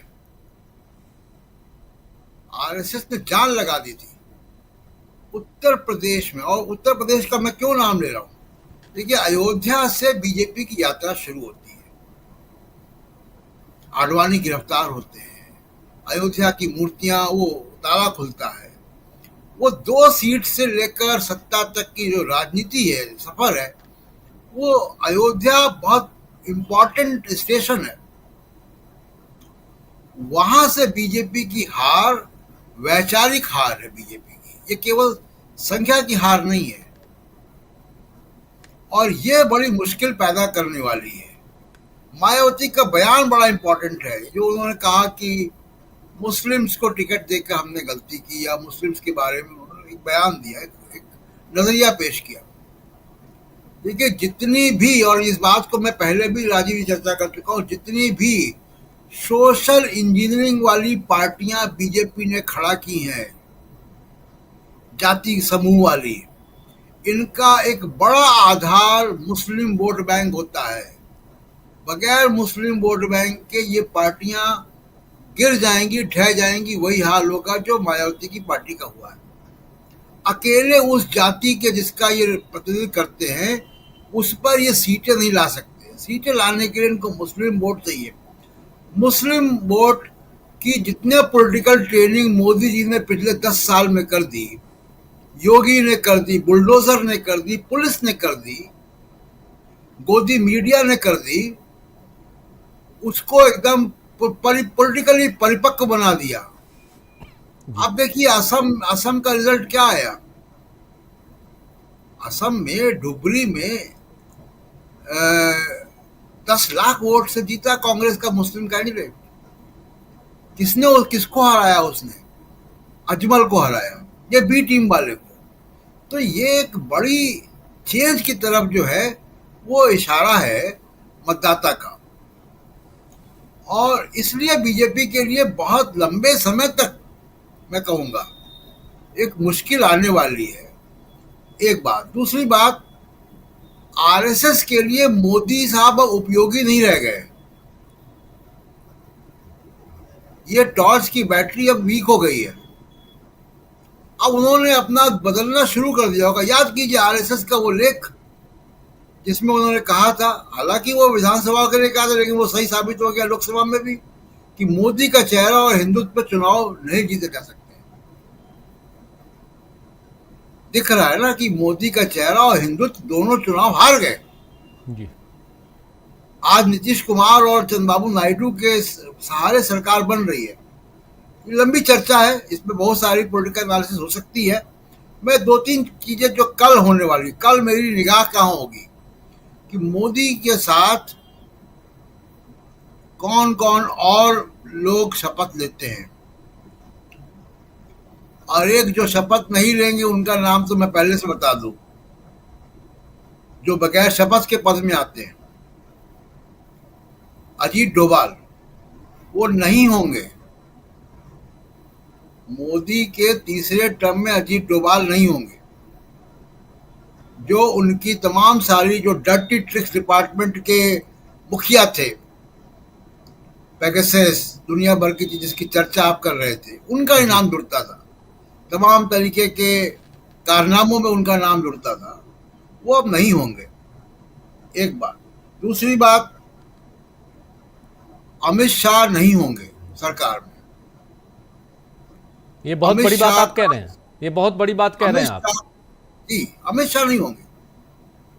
अमित शाह का सरकार में होने का मतलब ये है कि नीतीश कुमार और चंद्रबाबू नायडू अपना डेथ वारंट साइन कर रहे खुद ही। देखिए मुख्य मुद्दा क्या होगा, स्पीकर का पोस्ट, सीसीएस के मंत्रालय, cabinet committee on security. Modi की अगर इतनी बुरी हार हुई है बीजेपी की, 300 पार 400 पार के बावजूद मेजॉरिटी भी नहीं है, तो उसकी एक बड़ी वजह इकोनॉमिक स्थिति, आर्थिक फैसले भी हैं। निर्मला सीतारमण को दोबारा वहां वित्त मंत्री बनाएंगे या नहीं बनाएंगे, ये मोदी साहब पे डिपेंड करता है। बहुत सारे हैं। अब ये जो गठबंधन है वो नीतीश कुमार का मुझे बहुत भरोसा नहीं है, लेकिन चंद्रबाबू नायडू पुराने खिलाड़ी हैं, पहली बात। दूसरी बात, 175 की विधानसभा आंध्र प्रदेश की 135 पे जीत कर आए हैं वो। उनको बीजेपी के 8 मेंबर की जरूरत नहीं है अपनी सरकार को बचाने के लिए। नीतीश कुमार को जरूरत रोज पड़ेगी। तो नीतीश कुमार हो सकता है कि कोई फैसले ना ले पाए, लेकिन चंद्रबाबू नायडू फैसले लेंगे। वो बगैर स्पीकर के अगर वो मुझे नहीं लगता कि वो मान जाएंगे। खैर, तो कैबिनेट कमेटी ऑन सिक्योरिटी के जो मेंबर है, वित्त मंत्री, डिफेंस मिनिस्टर, गृह मंत्री और प्रधानमंत्री और रक्षा मंत्री, इन 4 मंत्रालयों पर तो गठबंधन की निगाह होगी कौन बनता है।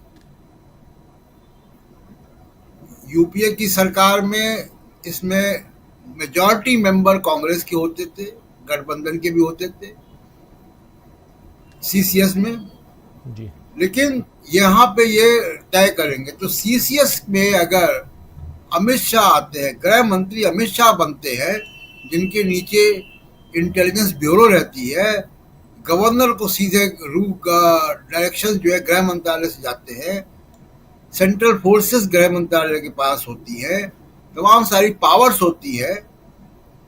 तो मुझे नहीं लगता कि ये जो गठबंधन के लोग हैं वो इस वक्त इतने मजबूर, मोदी को मजबूर, मैं कह रहा हूं, अभी गर्ग साहब कह रहे थे कि उनको हर कीमत पे प्रधानमंत्री बनना है, वो अफोर्ड ही नहीं कर सकते, वो सब शर्तें मानेंगे, लेकिन उनको प्रधानमंत्री पद से ही अपने आप को बचाने के लिए उनको डर है कि वो हटेंगे तो फिर बहुत सारी बातें। लेकिन इंडिया गठबंधन के लोग भी डरा डरा के परेशान कर रहे हैं नरेंद्र मोदी को। अभी ममता बनर्जी का एक बयान आया है, ममता बनर्जी कह रही हैं कि इंडिया गठबंधन ने अभी सरकार बनाने का प्रयास नहीं किया, इसका मतलब ये नहीं है कि हम कल नहीं करेंगे, हम सही समय का इंतजार कर रहे हैं। ये ममता बनर्जी कह रही हैं कि अभी हमने प्रयास नहीं किया, इसका मतलब ये नहीं कि हम कल नहीं करेंगे, हम सही समय का इंतजार कर रहे हैं। रात की नींद चैन सब खत्म करके उड़ा के रख दिया इंडिया गठबंधन ने नरेंद्र। अब आप देखिए कि लोगों ने तो, अमित शाह ने अपने एफिडेविट में स्टॉक में कितनी इन्वेस्टमेंट है उन्होंने एफिडेविट में दिया जी। उनकी और उनके पत्नी मिला के लगभग 300 कंपनियों के शेयर्स हैं उनके खाते में। अब लोग उसको ढूंढ रहे हैं कि वो शेयर्स का कितना ऊपर और कितना नीचे गए थे एग्जिट पोल के पहले और बाद में। तो बहुत सारी बातें हैं जो पब्लिक स्क्रूटनी में है। और इंडिया गठबंधन, ये बहुत इन लोगों को, जैसे पार्लियामेंट जब चलेगी, आप देखिए कि कास्ट सेंसस में मामला आएगा, क्या करेंगे नीतीश कुमार? नीतीश कुमार कास्ट सेंसस पे क्या करेंगे पार्लियामेंट में? कांग्रेस ये लाएगी कि ईडब्ल्यूएस में हम जनरल कैटेगरी के अलावा बाकी वर्गों को भी डालना चाहते हैं, क्या करेंगे नीतीश कुमार? अगले साल चुनाव है वहां पे बिहार में। तो इन लोगों को रोज परेशानी होगी। अभी कैबिनेट का जो सिस्टम था, अभी बात कर रहे थे गर्ग साहब, कैबिनेट का सिस्टम क्या था आपको मालूम है? कैबिनेट रोड, आपने भी कैबिनेट कवर किया है, आप लोग प्रधानमंत्रियों के साथ रहे हैं, आपको ही मालूम है जी। कैबिनेट का सिस्टम क्या था कि एक रात पहले कैबिनेट नोट चला जाता था मंत्रियों के पास, वो 18, 20, 40 पेज का पीडीएफ होता है।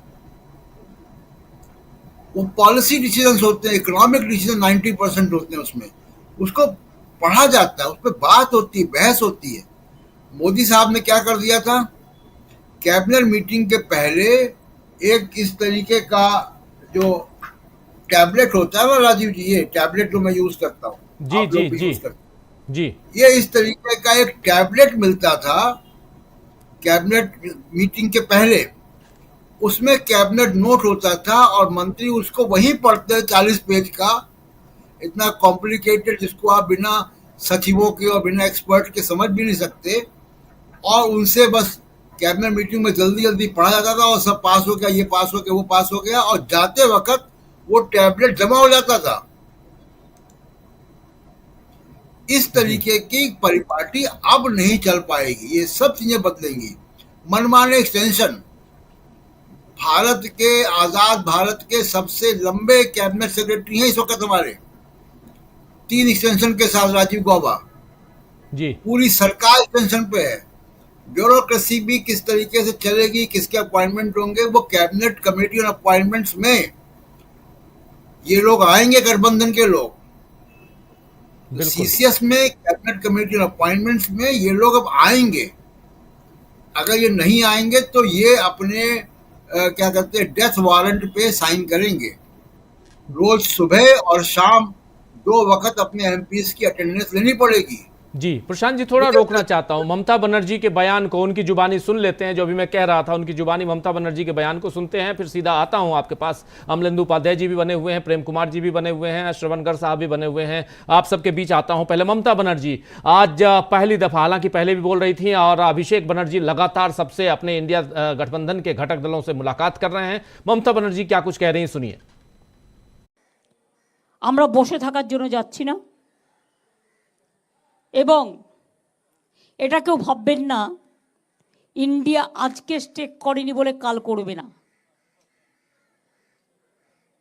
We are waiting and watching the situation country needs change. মোদিকে কেউ চায় না। এত বড় হারের পরেও মোদিবাবুর উচিত ছিল এটা অন্য কাউকে ছেড়ে দেওয়া। तीन महत्वपूर्ण बात यहां कहते हुए कि country needs change, we are waiting and watching, और तीसरी बात कि मोदी को कोई नहीं चाहता। ये तीन सेंटेंस इंपॉर्टेंट है प्रशांत टंडन जी। यही तो मैं कह रहा था राजीव जी कि अब पॉलिटिक्स रीजनल नेताओं के हाथ में गई है, और आप देखिए कि रोज इस तरीके के बयान आएंगे।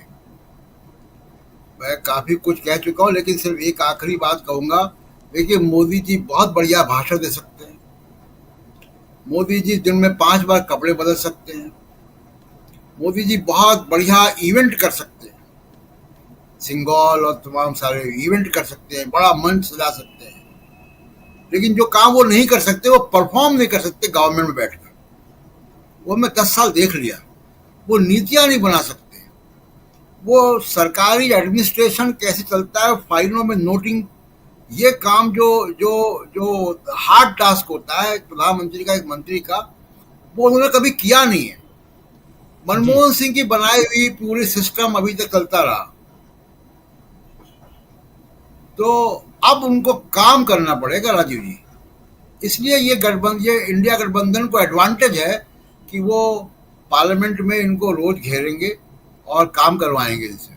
जी बिल्कुल, पार्लियामेंट में रोज घेरेंगे, काम करवाएंगे, ये तो आगे होगा, लेकिन उससे पहले दो दल, उधर नायडू और इधर नीतीश कुमार, इन दोनों दलों की तरफ से जो बयान आ रहे हैं वो नरेंद्र मोदी को परेशान कर रहे हैं, बीजेपी को परेशान कर रहे हैं, और दूसरी तरफ इंडिया गठबंधन की तरफ से भी जो बीच बीच में बयान आ रहे हैं वो भी परेशान कर रहे हैं। ममता बनर्जी के बयान को भी आपने सुना, लेकिन उधर केसी त्यागी जो कह रहे हैं कि इंडिया गठबंधन की तरफ से नीतीश कुमार को प्रधानमंत्री बनाने का ऑफर था, और ये सब कुछ कांग्रेस की तरफ से भी हुआ और इंडिया गठबंधन के दूसरे नेताओं की तरफ से भी आया है, जो मेरे मोबाइल में कैद है, यानी कि उन्होंने रिकॉर्ड किया है और वो उनके पास है, और ये 4 तारीख की बात है, ये भी कह रहे हैं। तो इन सब के क्या मायने हैं, और इन सब के बीच कांग्रेस अपनी तैयारियां और उधर नरेंद्र मोदी की मुसीबतें बढ़ती जा रही हैं, और इसी पर हम चर्चा कर रहे हैं। इन मुसीबतों के पहाड़ को कैसे पार कर पाएंगे नरेंद्र मोदी,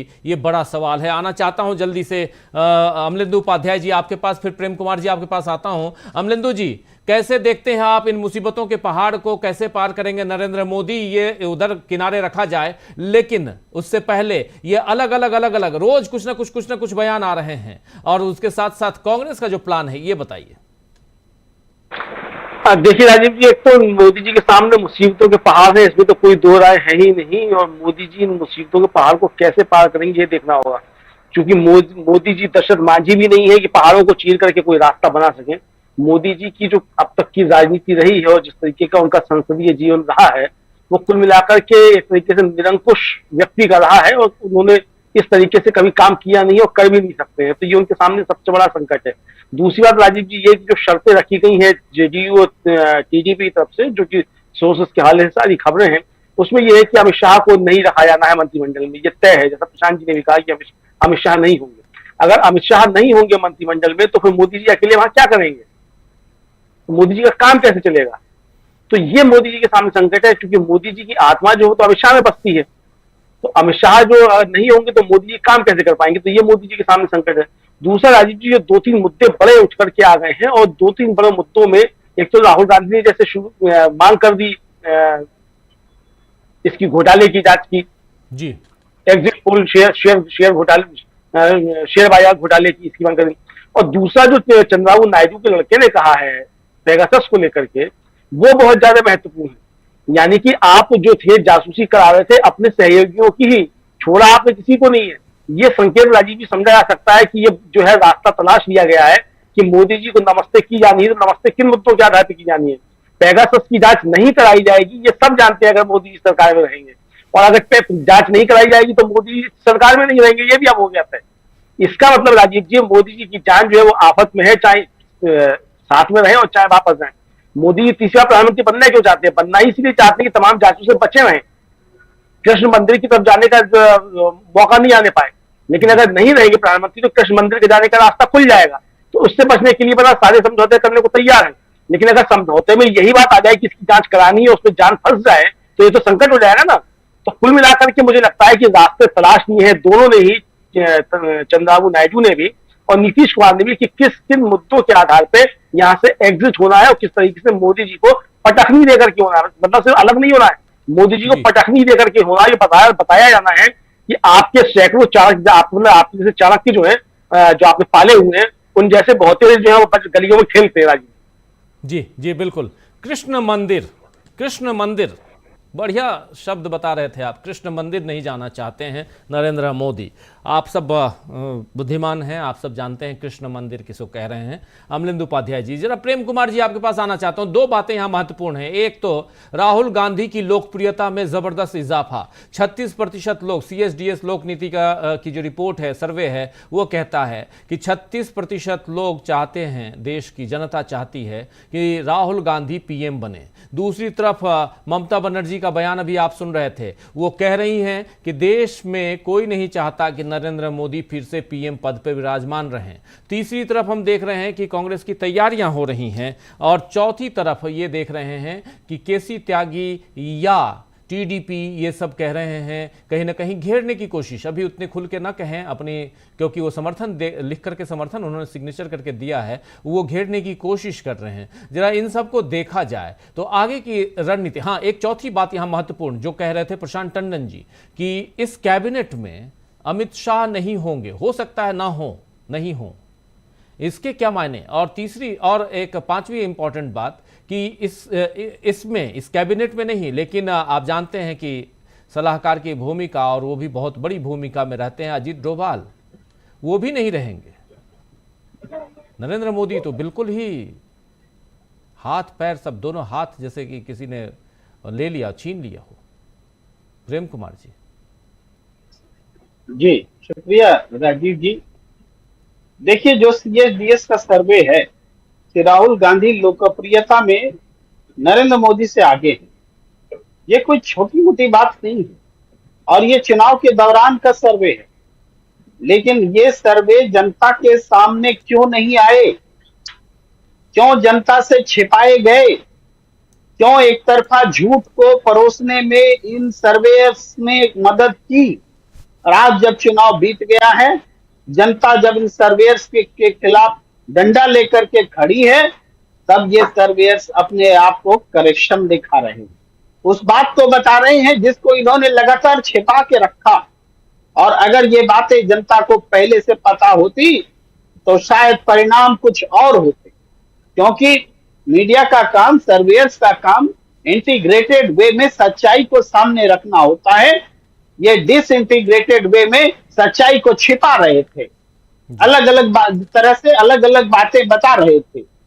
इसके बावजूद इस पूरे चुनाव में हमने देखा कि भारतीय जनता पार्टी के वोट्स घटे, कांग्रेस के वोट्स बढ़े। कांग्रेस ने भी बहुत चीजें हासिल की, अपनी सीटों को लगभग दुगना किया, 97% के करीब उनकी सीटें बढ़ी और भारतीय जनता पार्टी की सीटें 20% से ज्यादा नीचे गिर गई और वो उसको अपने दम पर बहुमत नहीं आया।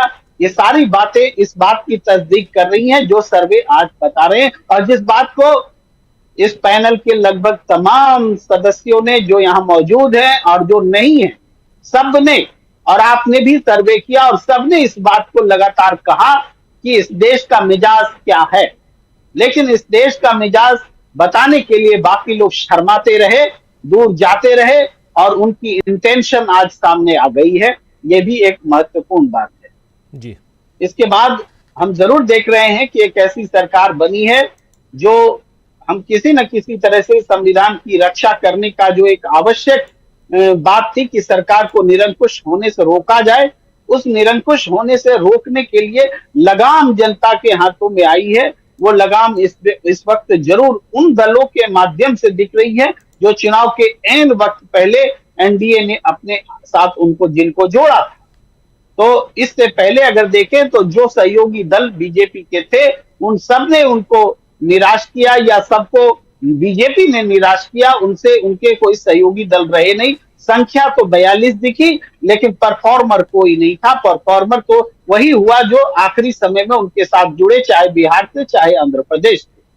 तो इसमें नीतीश कुमार जो कि मेंटोर रहे इंडिया गठबंधन के, उन्होंने चाहे जिस कारण से दूसरे तरफ जाना कबूल किया, वो उसकी आलोचना हमेशा होती रहेगी, क्योंकि अब तक नीतीश कुमार ने जब कभी भी फैसले लिए थे तो उसका एक औचित्य वो बताया करते थे। जब एनडीए छोड़कर इंडिया आए थे तो उन्होंने बताया था कि हमारी पार्टी को तोड़ने की कोशिश हो रही थी, हमसे पूछे बगैर हमारे व्यक्ति को मंत्री बनाया जा रहा था। तमाम चीजें उन्होंने बताई थी कि एनडीए के ही साथी उनको हराने में लगे हुए थे। लेकिन जब इंडिया छोड़कर गए तो उनके पास कहने को कुछ भी नहीं था। ये बात सच्चाई है। पहली बार उनके पास कोई लॉजिक नहीं था, और आज एनडीए छोड़ने का लॉजिक उनके पास है।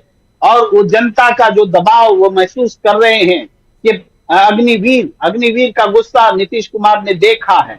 उनको पता है कि बिहार, यूपी, राजस्थान तक पूरे हिंदी पट्टी बेल्ट में अग्निवीर पर कितना गुस्सा है। उसको स्क्रैप करने की मांग कर रहे हैं, या फिर जातीय जनगणना की बात कर रहे हैं, या इसी तरीके से और दूसरी जो मांगे हैं उसकी बात कर रहे हैं। जो इंडिया गठबंधन की दरअसल मांगे हैं, वो नीतीश कुमार एनडीए में जाकर के इंडिया गठबंधन की मांग को स्ट्रॉन्ग कर रहे हैं। ये विपक्ष की सबसे बड़ी जीत है। अगर उस बात को अगर ये सरकार अग्निवीर को स्क्रैप कर देती है तो ये इंडिया गठबंधन की जीत होगी, और उसको करना पड़ेगा। ये बात भी है, इसके बगैर ये सरकार नहीं चलेगी। वो मुस्लिम आरक्षण बोल करके ये लोग बोला करते थे। मैं बार बार कहता था कि हिंदुस्तान में हिंदू और मुसलमान के नाम पर आरक्षण कोई दे ही नहीं सकता, जाति के नाम पर आरक्षण दे ही नहीं सकता। यहाँ शेड्यूल्ड ये समूह बना हुआ है, चाहे शेड्यूल्ड कास्ट का हो, शेड्यूल्ड ट्राइब हो, उसके अंतर्गत आने वाली, या फिर ओबीसी या ईबीसी कैटेगरी बनी हुई है, उसके अंतर्गत आने वाली जातियां हो सकती हैं, लेकिन जाति को आरक्षण नहीं मिलता है। लेकिन इसके बावजूद ये लोग कहते थे कि मुस्लिम आरक्षण कर लगा रहे हैं, कांग्रेस कर रही है, बांट देगी, मंगलसूत्र छीन करके, भैंस छीन के बांट देगी, तमाम तरह की चीजें वो बता रहे थे। और आज वही मुस्लिम आरक्षण जो मुस्लिम आरक्षण मैं बोलना नहीं चाहता, लेकिन वो बोलते रहे हैं, वो आंध्र प्रदेश में जो 4% लागू कर रहे हैं, उसका बीजेपी को विरोध करने का हक नहीं है, मुंह नहीं है। और आज वो टीडीपी अपने ये कह रही है पेगासस की जांच कीजिए, तो उसके भी विरोध में बोलने के लिए बीजेपी का कोई नेता सामने नहीं आ रहा है कि उसका वो विरोध करे। ये है अंतर्द्वंद, है। ये इंडिया गठबंधन का मैनिफेस्टो उठ करके एनडीए में चला गया है और उसकी आवाज बुलंद हो रही है वहां पर। तो इस मैनिफेस्टो की चुनौती जो है नरेंद्र मोदी को परेशान किए हुए है, और वो जो संख्या में 240 तक पहुंच गए हैं, वो अमित शाह, मोदी शाह की सरकार, जिसने सीबीआई, ईडी, आईटी का जबरदस्त दुरुपयोग किया, और उस दुरुपयोग को अब भी शपथ ग्रहण से पहले ही उस पर अमल भी किया जा रहा है। प्रफुल्ल पटेल को क्लीन चिट दी गई है, क्योंकि ये जानते हैं कि शपथ ग्रहण के बाद फिर ये काम करना ज्यादा मुश्किल हो जाएगा। तो ये बात भी आप समझिए, इसको भी समझने की जरूरत है, क्योंकि अब सीबीआई, ईडी, आईटी का दुरुपयोग करने से या बगावत होगी, चाहे एनडीए के बाहर भी अगर आवाज उठेगी तो उसका असर एनडीए में दिखेगा। ये बात हम कहना चाहते हैं। अब ये सरकार बाहर से प्रभावित होगी, क्योंकि जनता विपक्ष में जरूर बैठी है, लेकिन जनता की आकांक्षा है, और उस आकांक्षा का प्रतिनिधित्व 36% पॉपुलर वोट्स राहुल गांधी को पीएम बनाना चाहते हैं, और 32% पीएम यानी 4% की लीड लेकर के राहुल गांधी सामने खड़े हैं। तो ये इम्पैक्ट इस सरकार को प्रभावित करता रहेगा, और निश्चित रूप से ये सरकार बनाने का प्रयास इंडिया ने नहीं छोड़ा है। लेकिन जब ये अपने कारणों से गिरने लगेगी तो इंडिया गठबंधन जनादेश के अनुरूप सरकार बनाने के लिए तैयार खड़ी है। जी बहुत सारी बातें आप रख रहे हैं। एग्जिट पोल और उस दौरान भी, चुनाव के दौरान भी कुछ ऐसे सर्वे किए गए, उन सर्वेज को क्यों छिपाया गया, क्यों जनता के बीच उसको नहीं लाया गया, और जो लाया गया वो गलत क्यों लाया गया, इसी को लेकर खासकर जो राहुल गांधी और कांग्रेस पार्टी ने जो अभी प्रेस कॉन्फ्रेंस करके ये बताया था कि 31 लाख करोड़ रुपए डूब गए, और इसलिए क्योंकि एग्जिट पोल गलत आए थे, और जिसमें यह भी बताया गया, खुलासा किया गया कि लगातार Narendra Modi as a PM, गृह मंत्री, अमित शाह और वित्त मंत्री, इन लोगों के तमाम भाषण हों या इंटरव्यू हों जिसमें इन लोगों ने बार बार कहा कि 4 तारीख को देखिए और हम तो कहेंगे कि आप उस पर इन्वेस्ट कीजिए, क्योंकि 4 तारीख को मार्केट बूम बूम करेगा, मार्केट बल्ले बल्ले मार्केट में होगा, बहुत ऊपर होगा, ऊंचाई पे होगा मार्केट, शेयर बाजार। इसलिए और इसमें इन्वेस्टर्स ने पैसे लगाए और इस बीच ये दिखाया गया, बताया गया कि कैसे इनके 400 पार से सीटें आ रही हैं, यानी 400 से ज़्यादा सीटें आ रही हैं। और उसके बाद में जो कुछ हुआ आप लोगों ने देखा, क्योंकि यहाँ पर बिल्कुल झूठी एक ताश के महल की तरह वहाँ पर उसको बनाने की कोशिश की गई थी। लेकिन उसी दौरान ये राहुल गांधी और नरेंद्र मोदी में जो तुलनात्मक एक अध्ययन किया गया और बताया गया कि Rahul Gandhi number 1 position hold करते हैं एज अ पीएम, और देश की जनता 36% लोग चाहते हैं कि राहुल गांधी पीएम बने। एक ये यहां से ही जरा आपके पास आना चाहता हूं गर्ग साहब, और आपसे समझना चाहता हूं कि मीडिया के ऊपर भी अब एक दबाव होना चाहिए। लेकिन अभी जिस 2-1 दिन के बाद कल से मीडिया में भी एक अलग रूप दिखाई दे रहा है। मतलब कल तक तो मीडिया थोड़ा सा दबाव में था, कुछ थोड़ा बैलेंस करने की कोशिश कर रहा था, आप देख रहे होंगे। लेकिन नरेंद्र मोदी का 1.5 घंटे का कल सेंट्रल हॉल का भाषण, जब से वो संसदीय दल के नेता चुने गए, उसके बाद से मीडिया फिर से उसी राह पे चला गया है जिस राह पे अभी पिछले 10 साल से दिखाई देता है। और दूसरी तरफ लेकिन यहां से जो बात अभी प्रेम कुमार जी रख रहे थे, जो बात अभी प्रशांत टंडन जी रख रहे थे, उस बात को मैं चाहूंगा थोड़ा आगे बढ़ाइए। देश की राजनीति में मीडिया के रोल के साथ साथ राहुल गांधी और भारत जोड़ो यात्रा और आगे की जो रणनीतियां कांग्रेस पार्टी की, और उसी राह पर चलते हुए समाजवादी पार्टी के नेता और दूसरे दलों के नेता जो हैं ये दिखाई देते हैं। क्या यही एक सही रास्ता है जिस रास्ते से आगे बढ़ा जा सकता है विपक्षी दलों के लिए? क्या यहाँ पे और आक्रामक होने की ज़रूरत है विपक्षी दलों को? क्या आपको दिखाई देता है? ज़रा समझना चाहता हूँ कि क्या यहाँ इंडिया गठबंधन थोड़ा वेट एंड वॉच की जो स्थिति जो वो लोग कह रहे हैं वो स्थिति यहाँ निर्मित करके सही कर रहे हैं, या उनको और आक्रामक होना चाहिए? क्या ऐसा नहीं लगता कि नरेंद्र मोदी, जो अभी आप कह भी रहे थे कि इसके लिए भी तैयार होना चाहिए कि खरीद फरोख्त उधर से भी करेंगे, पैसे उनके पास ज़्यादा हैं, ये सब भी चलेगा, जहाँ ये वेट एंड वॉच में है तब तक हो सकता है कि कुछ इधर से ही टूट जाए? क्या ये सब जो स्थिति है कैसी निर्मित होते हुए दिखाई देती है? देखिए राजीव जी, नरेंद्र मोदी जी की जो प्राथमिकता है वो केवल एक है, फ्लोर टेस्ट एक बार वो पार कर जाएं, और वो फ्लोर टेस्ट अगर वो पार कर जाते हैं, ये सारी की सारी जो कोशिशें हैं वो फ्लोर टेस्ट की है। उसके बाद मोदी जी को एक लंबे अरसे तक चिंता नहीं रहेगी, और वो उनको संसद का सत्र बुलाने की भी जरूरत नहीं रहेगी, जल्दबाजी नहीं रहेगी, और एनडीए के घटकों को भी नहीं रहेगी।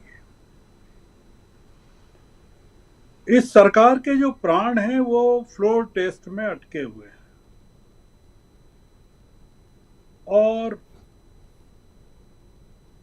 विपक्ष की पूरी कोशिश ये है कि ये सरकार फ्लोर टेस्ट में गिर जाए, इसको बहुमत सिद्ध नहीं कर पाए।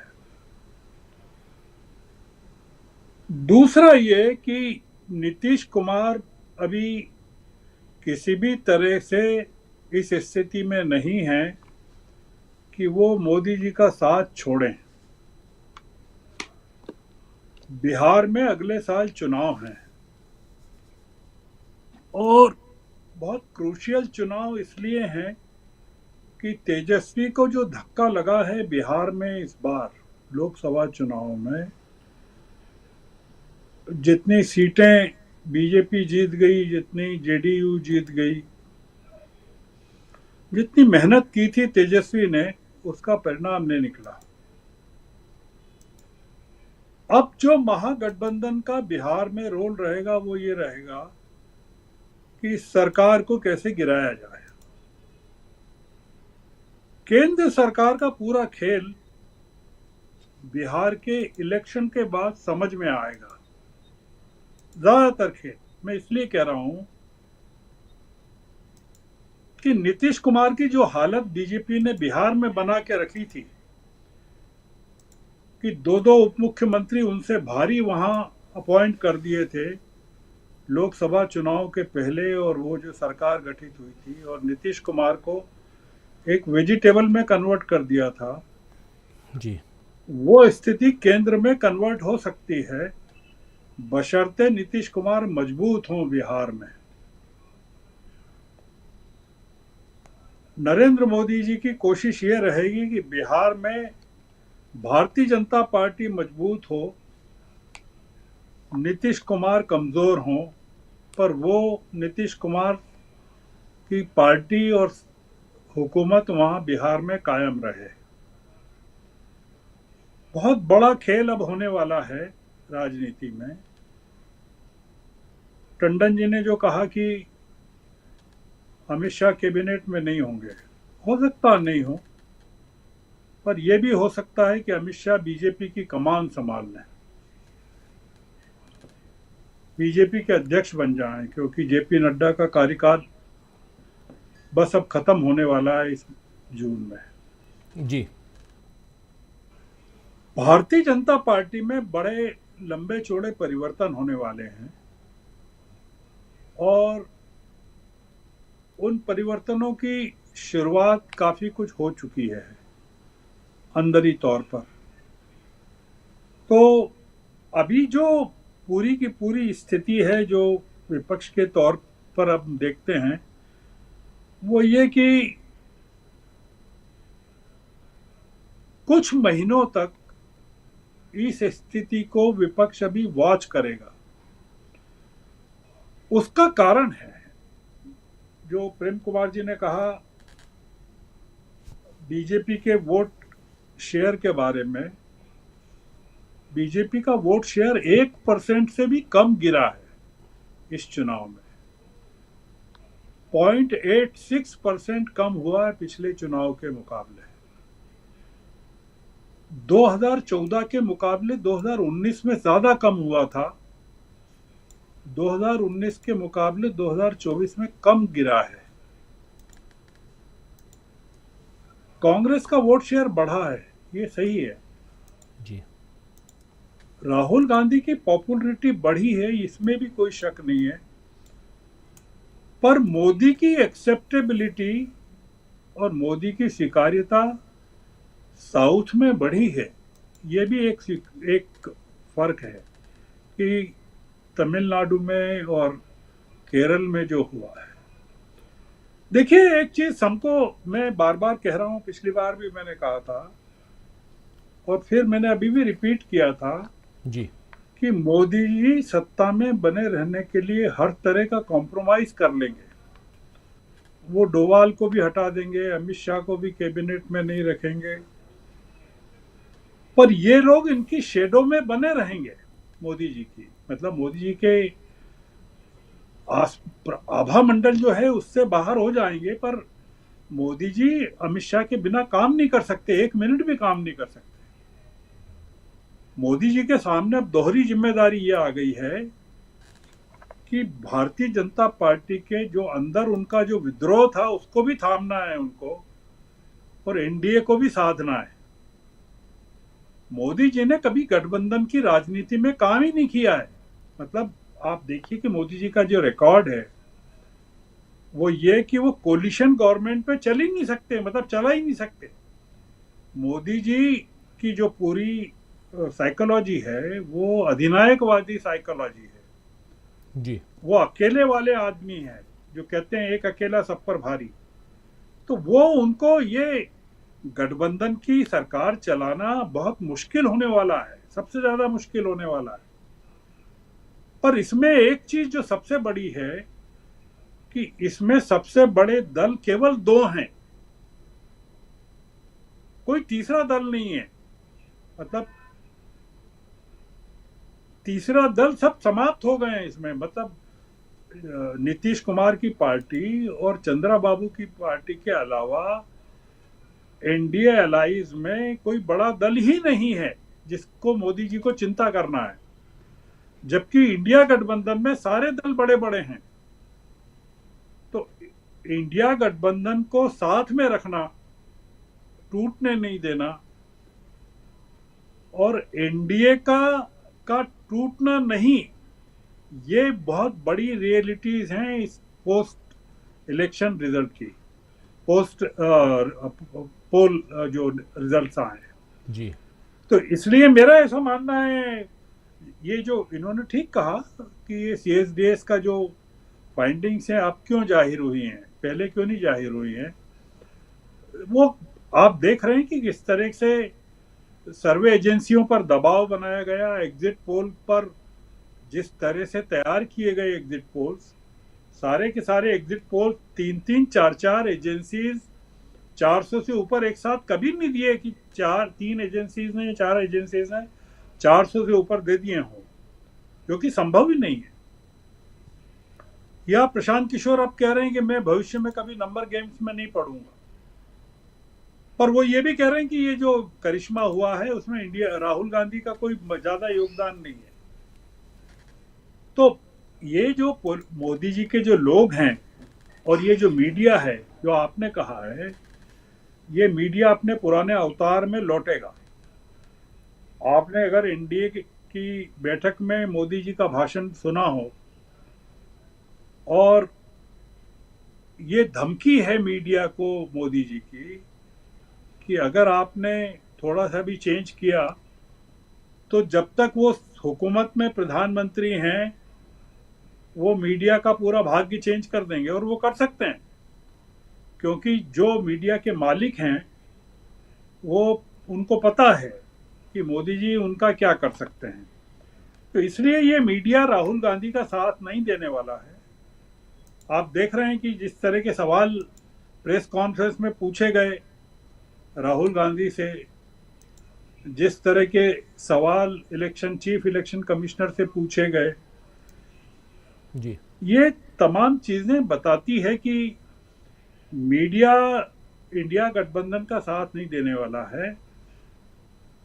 आखिरी बात मैं ये कहना चाहता हूं कि केसी त्यागी को बहुत ज्यादा गंभीरता से नहीं लिया जा सकता। केसी त्यागी का जो रिकॉर्ड है, अगर आप इंडिया गठबंधन के दौरान, वो जब नीतीश कुमार थे इंडिया गठबंधन में, वो जिस तरह के वक्तव्य देते थे केसी त्यागी, और अब जो दे रहे हैं उसमें कोई फर्क नहीं है। वो केसी त्यागी हमेशा एक अपॉर्चुनिटी की तलाश में रहते हैं। कोई उनसे पूछने वाला नहीं है कि बताइए किसने फोन किया और किसके टेप किए हैं आपने। ये एक पब्लिकली लोगों को पता भी है कि ममता बनर्जी और केजरीवाल ने विरोध किया था नीतीश कुमार को संयोजक बनाने का, और इन दोनों ने मिलके खड़गे साहब को के हाथ में पूरी कमान दे दी थी जी।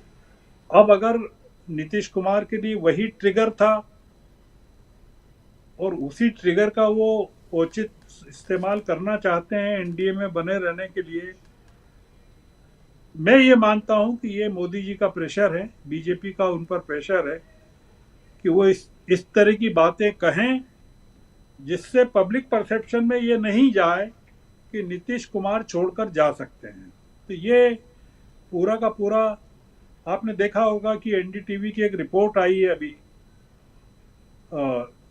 कल परसों ही आई है, ट्विटर पे शायद आई है, कि पिछले 5-7 दिनों में चंद्रबाबू नायडू की जो वाइफ हैं, जो शेयर में इन्वेस्ट करती हैं जी, उन्होंने करीबन 600 करोड़ रुपए का फायदा किया है, उनको फायदा हुआ है, और उनके बेटे को भी 100-150 करोड़ रुपए का फायदा हुआ है, 150 करोड़ से ज्यादा का हुआ है जी। ये जो घपला है 30 लाख 31 लाख करोड़ का, जिसको लेकर राहुल ने जेपीसी की जांच की मांग की है, ये बहुत बड़ा शेयर मार्केट का सबसे बड़ा घोटाला है। ये हर्षद मेहता के और केतन पारेख के घोटालों से भी बहुत बड़ा घोटाला है। और आप पाएंगे कि जैसे ही संसद की बैठक प्रारंभ होगी जी, विपक्ष के एजेंडे पर सबसे बड़ी जो मांग होने वाली है वो यही होने वाली है, और हो सकता है कि इसको लेकर ही मोदी जी को बहुत संकट पहले सत्र में झेलना पड़े। तो बहुत ही स्टॉर्मी होने वाला है संसद का सत्र जी। जब भी होगा, शपथ ग्रहण के बाद समाप्त हो जाता है, कब होता है फिर से। आपने देखा कि राष्ट्रपति महोदया ने कैसे दही खिला के उनको विदा किया जी। तो ये जो तमाम अभी स्थितियां हैं, ये जो व्यवस्था मोदी जी के साथ सवार है उनके कंधों पर, वो अभी इंडिया गठबंधन को स्वीकार करने के लिए तैयार नहीं होगी। और राष्ट्रपति भवन की क्या भूमिका होती है उसमें, ब्यूरोक्रेसी की क्या होती है, पूरे इंस्टीट्यूशंस की क्या होती है। राहुल के लिए अभी परीक्षा का टाइम बाकी है राजीव जी। बिल्कुल। और जो राहुल के नेतृत्व में या इंडिया गठबंधन की जो सरकार बननी चाहिए वो परमानेंट बननी चाहिए। तो उसके लिए अगर थोड़ी प्रतीक्षा भी करनी पड़े तो वो करना चाहिए। 1977 में जिस तरह से जनता दल का गठबंधन गिर गया था अपने अंतर विरोधों से, वो उस तरह की स्थितियां इस बार नहीं बनना चाहिए, ऐसा मेरा मानना है जी। बिल्कुल आप सही कह रहे हैं, बिल्कुल सही कह रहे हैं कि एक मजबूत सरकार होनी चाहिए। आगे अगर इंडिया गठबंधन की सरकार बनती है तो मजबूत होनी चाहिए, और ऐसा नहीं जैसे 77 की सरकार 80 में गिर गई और फिर इंदिरा गांधी दोबारा काबिज हुई थी उस समय। तो ये इतिहास के पन्ने में दर्ज है, लेकिन आज की तारीख में जो कल का इतिहास बनेगा वो क्या कुछ कहता है। उत्तर प्रदेश में भी जरा प्रोफेसर रविकांत जी, उत्तर प्रदेश में आज योगी आदित्यनाथ ने बैठक बुलाई और उनके दोनों डिप्टी सीएम वहां से नदारद थे। इसके क्या मायने लगाए जाए, और जब से उत्तर प्रदेश में दूसरे नंबर की पार्टी बीजेपी बनी है तब से बहुत उथल पुथल है, क्या इसका असर दिल्ली तक दिखाई दे रहा है? दो डिप्टी सीएम का दिल्ली में रुकना, रिव्यू बैठक में नहीं आना, ये भी बहुत कुछ संकेत कर रहा है। आपने योगी जी की वो तस्वीर देखी होगी पार्लियामेंट में, जब अभी सेशन बुलाया, वो एनडीए की बैठक में मोदी जी ने उनकी नमस्कार भी नहीं स्वीकार की और बहुत बुझा हुआ उनका चेहरा लग रहा था।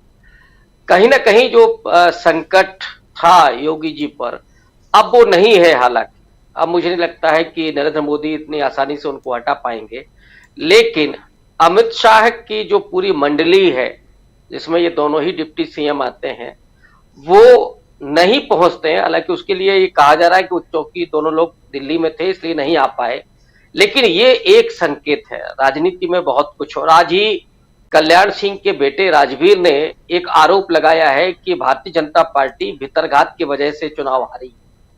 अब इसको लेकर के जो बातें सामने आने वाली हैं, और उत्तर प्रदेश में ही जो स्थितियां हैं, मैं तो पहले भी कहता रहा हूं कि उत्तर प्रदेश में आज की तारीख में नरेंद्र मोदी की लोकप्रियता नहीं है, बल्कि वो एंटी वेव उनके साथ चल रही है। जो भी बीजेपी को सीटें मिली हैं उसमें बहुत बड़ी भूमिका खुद योगी आदित्यनाथ की है। भले ही आज उनको वो श्रेय ना मिल रहा हो या हार का ठीकरा उनके सिर फूटे, लेकिन बहुत कुछ उनकी वजह से वो सीटें मिली हैं। हाँ, ये जरूर है कि जो रूपाला के जरिए ठाकुर समाज जो नाराज हुआ था, उसकी नाराजगी उत्तर प्रदेश में भी दिखाई दी और यहाँ पे भी असर पड़ा कहीं ना कहीं बीजेपी पर। जो लोक नीति CSDS का सर्वे है वो उत्तर प्रदेश के बारे में ही है। 36% यहाँ के लोगों ने कहा है कि राहुल गांधी को प्रधानमंत्री बनना चाहिए। तब आप समझ सकते हैं कि अब भारतीय जनता पार्टी की राजनीति कितना नीचे जाने वाली है, और कांग्रेस पार्टी के लिए उत्तर प्रदेश में कितना बड़ा विकल्प पैदा हो रहा है। अगर ये कांग्रेस पार्टी समझ ले कि अब उत्तर प्रदेश उसका हो सकता है, और राहुल गांधी की लोकप्रियता इस कदर लोगों में सिर चढ़ करके बोल रही है। दलितों के भीतर वो संविधान जब हाथ में लेकर के चलते थे तो उसने बड़ा प्रभावित किया है। नौजवानों के बीच में बहुत लोकप्रिय है, क्योंकि वो अग्निवीर को खत्म करने की बात कर रहे थे, 30 लाख नौकरियां देने की बात कर रहे थे। महिलाओं में लोकप्रिय, क्योंकि वो 1 लाख रुपए की जो योजना थी उसका असर जा रहा था। और सबसे बड़ी बात है विश्वसनीयता। राहुल गांधी बेहद विश्वसनीय नेता के रूप में सामने आए हैं, और यही वजह है कि उनकी इस लोकप्रियता को खत्म करने के लिए वो खेल किया जा रहा है कि महिलाओं को लगा दिया गया है कि कांग्रेस के दफ्तर में वो जा रही हैं कि 8,500 रुपए हमको मिलेगा, जबकि सच्चाई ये थी कि राहुल गांधी ने कहा था कि हमारी सरकार बनेगी तो आपको ये मिलेगा। अब सरकार चूंकि अभी नहीं बनी है इंडिया अलायंस की, तो वो योजना कारगर नहीं हो सकती है, लागू नहीं हो सकती है। लेकिन कांग्रेस पार्टी से परेशान होकर के बीजेपी इस तरह का जो नुस्खा आजमा रही है कि किसी भी तरीके से हम राहुल गांधी को फिर से डिस्क्रेडिट करें, लेकिन मुझे लगता है कि अब नहीं होने वाला है। और उत्तर प्रदेश में अभी और आपको कुछ उठापटक देखने को मिलेगी, लेकिन एक बात तो तय है कि कांग्रेस पार्टी के लिए बड़ा स्पेस अब उत्तर प्रदेश में बन रहा है। जी, कांग्रेस पार्टी के लिए एक बड़ा स्पेस उत्तर प्रदेश में बन रहा है, ये तय है, ये आप कह रहे हैं। इसमें बहुत सारी तैयारियां चल रही हैं, जिन तैयारियों का आप जिक्र कर रहे थे यहाँ पे, और कैसे कांग्रेस पार्टी ने और समाजवादी पार्टी दोनों ने मिलकर इस पूरे स्पेस को तैयार किया, अपने लिए क्रिएट किया है। लेकिन इस बीच राहुल गांधी की यात्राएं आपने देखी, पहली यात्रा जो थी वो भी गुजरी थी उत्तर प्रदेश से, और दूसरी यात्रा जो थी वो भी गुजरी थी। जरा जल्दी से ले आइए प्रशांत टंडन जी को स्क्रीन पे, और क्लोजिंग कमेंट में चाहूँगा प्रशांत जी, क्लोजिंग कमेंट यहां से आप जो बातें बता रहे थे कि कल को क्या होने जा रहा है, वो आप उसका जिक्र कर रहे थे, थोड़ा और इसको एलोबरेट कीजिए।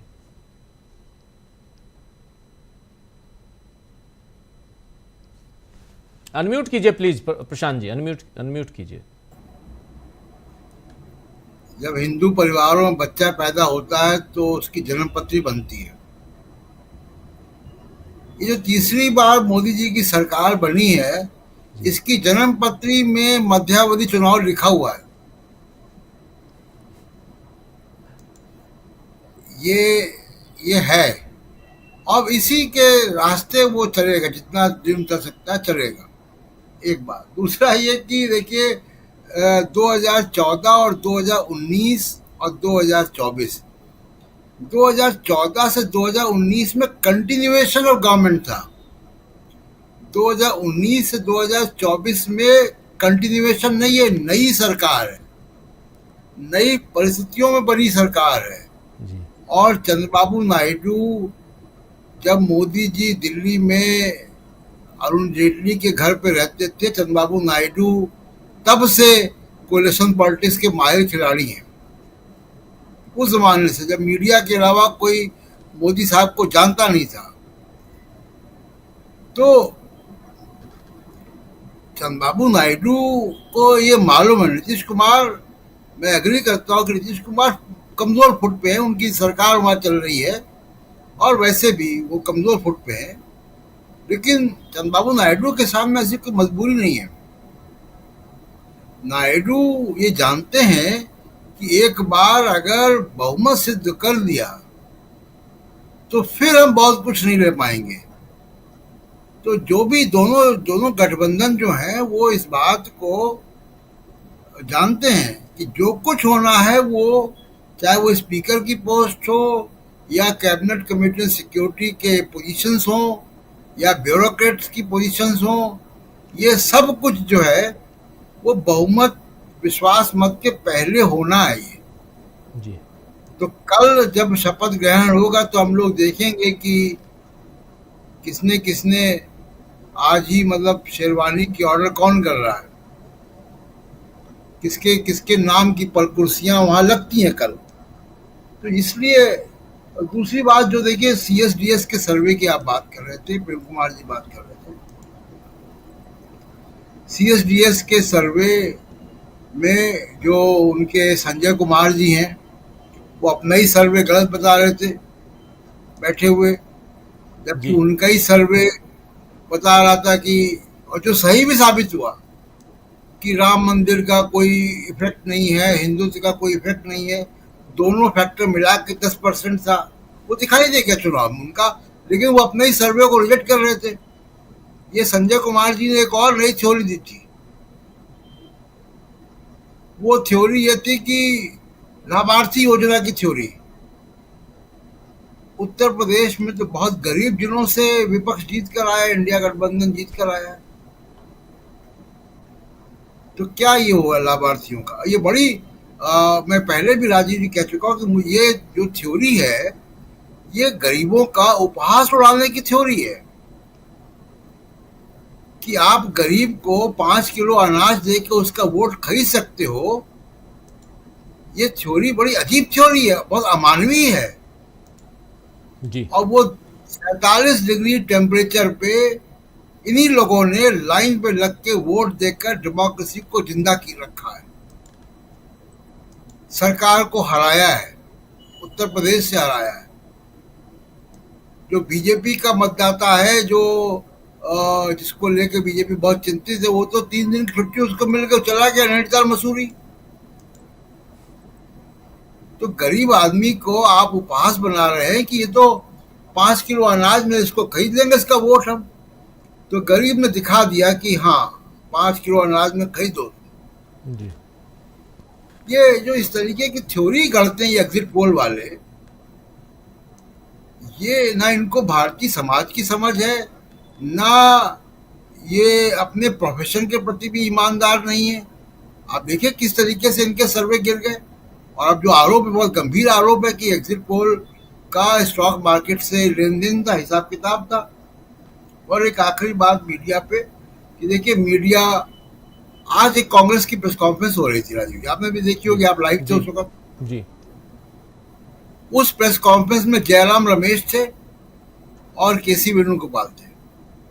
बहुत सवाल हुए, ये भी सवाल हुए कि हनुमान बेनीवाल ने ये बयान दिया तो आप लोग क्या कह रहे हो। ये भी सवाल हुए कि कांग्रेस के जहाँ शासित सरकारें हैं वहाँ कांग्रेस का परफॉर्मेंस अच्छा नहीं था। बड़े तल्ख सवाल हुए उन लोगों से, पत्रकारों के। लेकिन जैसे एक प्रेस कॉन्फ्रेंस होती है, तल्ख सवाल जवाब हुए। जैसे ही प्रेस कॉन्फ्रेंस में राहुल गांधी आते हैं, ये गोदी मीडिया एक एजेंडा लेकर आता है, सवाल गढ़ के आता है, तैयारी के साथ आता है।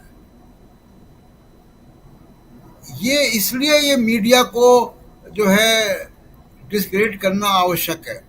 इंडिया गठबंधन को माफ नहीं करना चाहिए कभी इस मीडिया को। इन्होंने झूठ बोला है, समाज में नफरत घोली है 10 साल, और अभी भी कर रहे हैं। हिंदू, मुसलमान, सिख, किसान, किसको बख्शा इन लोगों ने। और एक और बहुत सारी छोटी छोटी समस्याएं हैं। हरियाणा में चुनाव होने राजीव जी, और कंगना राणावत किसानों को आतंकवादी कहती रहेंगी और बीजेपी उनको झेलती रहेगी। जी, कंगना रनौत किसानों को आतंकवादी कह रही थी और उनके ऊपर सीआईएसएफ की जवान ने थप्पड़ मारा, और थप्पड़ जो मारा है उसके भी कई सारे कारण हैं और उन सब पे चर्चा बहुत हो चुकी है। लेकिन यहाँ महत्वपूर्ण है कि इस देश की सियासत को समझें और उसके साथ साथ ये भी समझें कि विपक्ष कैसे प्लान बना रहा है, विपक्ष क्या वेट एंड वॉच की स्थिति में आखिर आज क्यों है और इस वक्त ज़्यादा हाथ पैर क्यों नहीं मार रहा है। लेकिन दूसरी तरफ परेशानियों का सबब जो है वो दिखाई देता है, बहुत ज़्यादा परेशानियों में नज़र आते हैं नरेंद्र मोदी। उसके कई सारे अलग अलग कारण नज़र आ रहे हैं और सबसे बड़ी बात कि नरेंद्र मोदी किसी भी रूप में, किसी भी हाल में चाहते हैं कि वो सत्ता पर आसीन रहें ताकि उनको किसी तरह की परेशानी ना आए। तो इस कार्यक्रम को समाप्त करने की इजाज़त चाहता हूं। गर साहब कुछ जोड़ना चाहते हो तो ज़रूर जोड़ सकते हैं। जी, बहुत बहुत शुक्रिया अदा करता हूं गर साहब आपका, और बहुत बहुत शुक्रिया प्रोफेसर रविकांत जी, प्रशांत टंडन जी, अमलेंदु उपाध्याय जी, और साथ में जुड़े थे प्रेम कुमार जी। आप सबका बहुत शुक्रिया, बहुत धन्यवाद। और आप तमाम साथी जो हमारे साथ बने हुए हैं, आप सबका भी बहुत बहुत शुक्रिया अदा करता हूँ। लगातार अपनी बात, अपने विचार आप लोग पहुँचाते हैं कमेंट बॉक्स के ज़रिए। एक बहुत ही अहम समय इस वक्त चल रहा है देश की राजनीति में। इस राजनीति को समझने की ज़रूरत है और कहीं ना कहीं उसके जरिए हम और आप इस समाज को अगर थोड़ा बहुत भी एजुकेट कर पाएं, उसको और आगे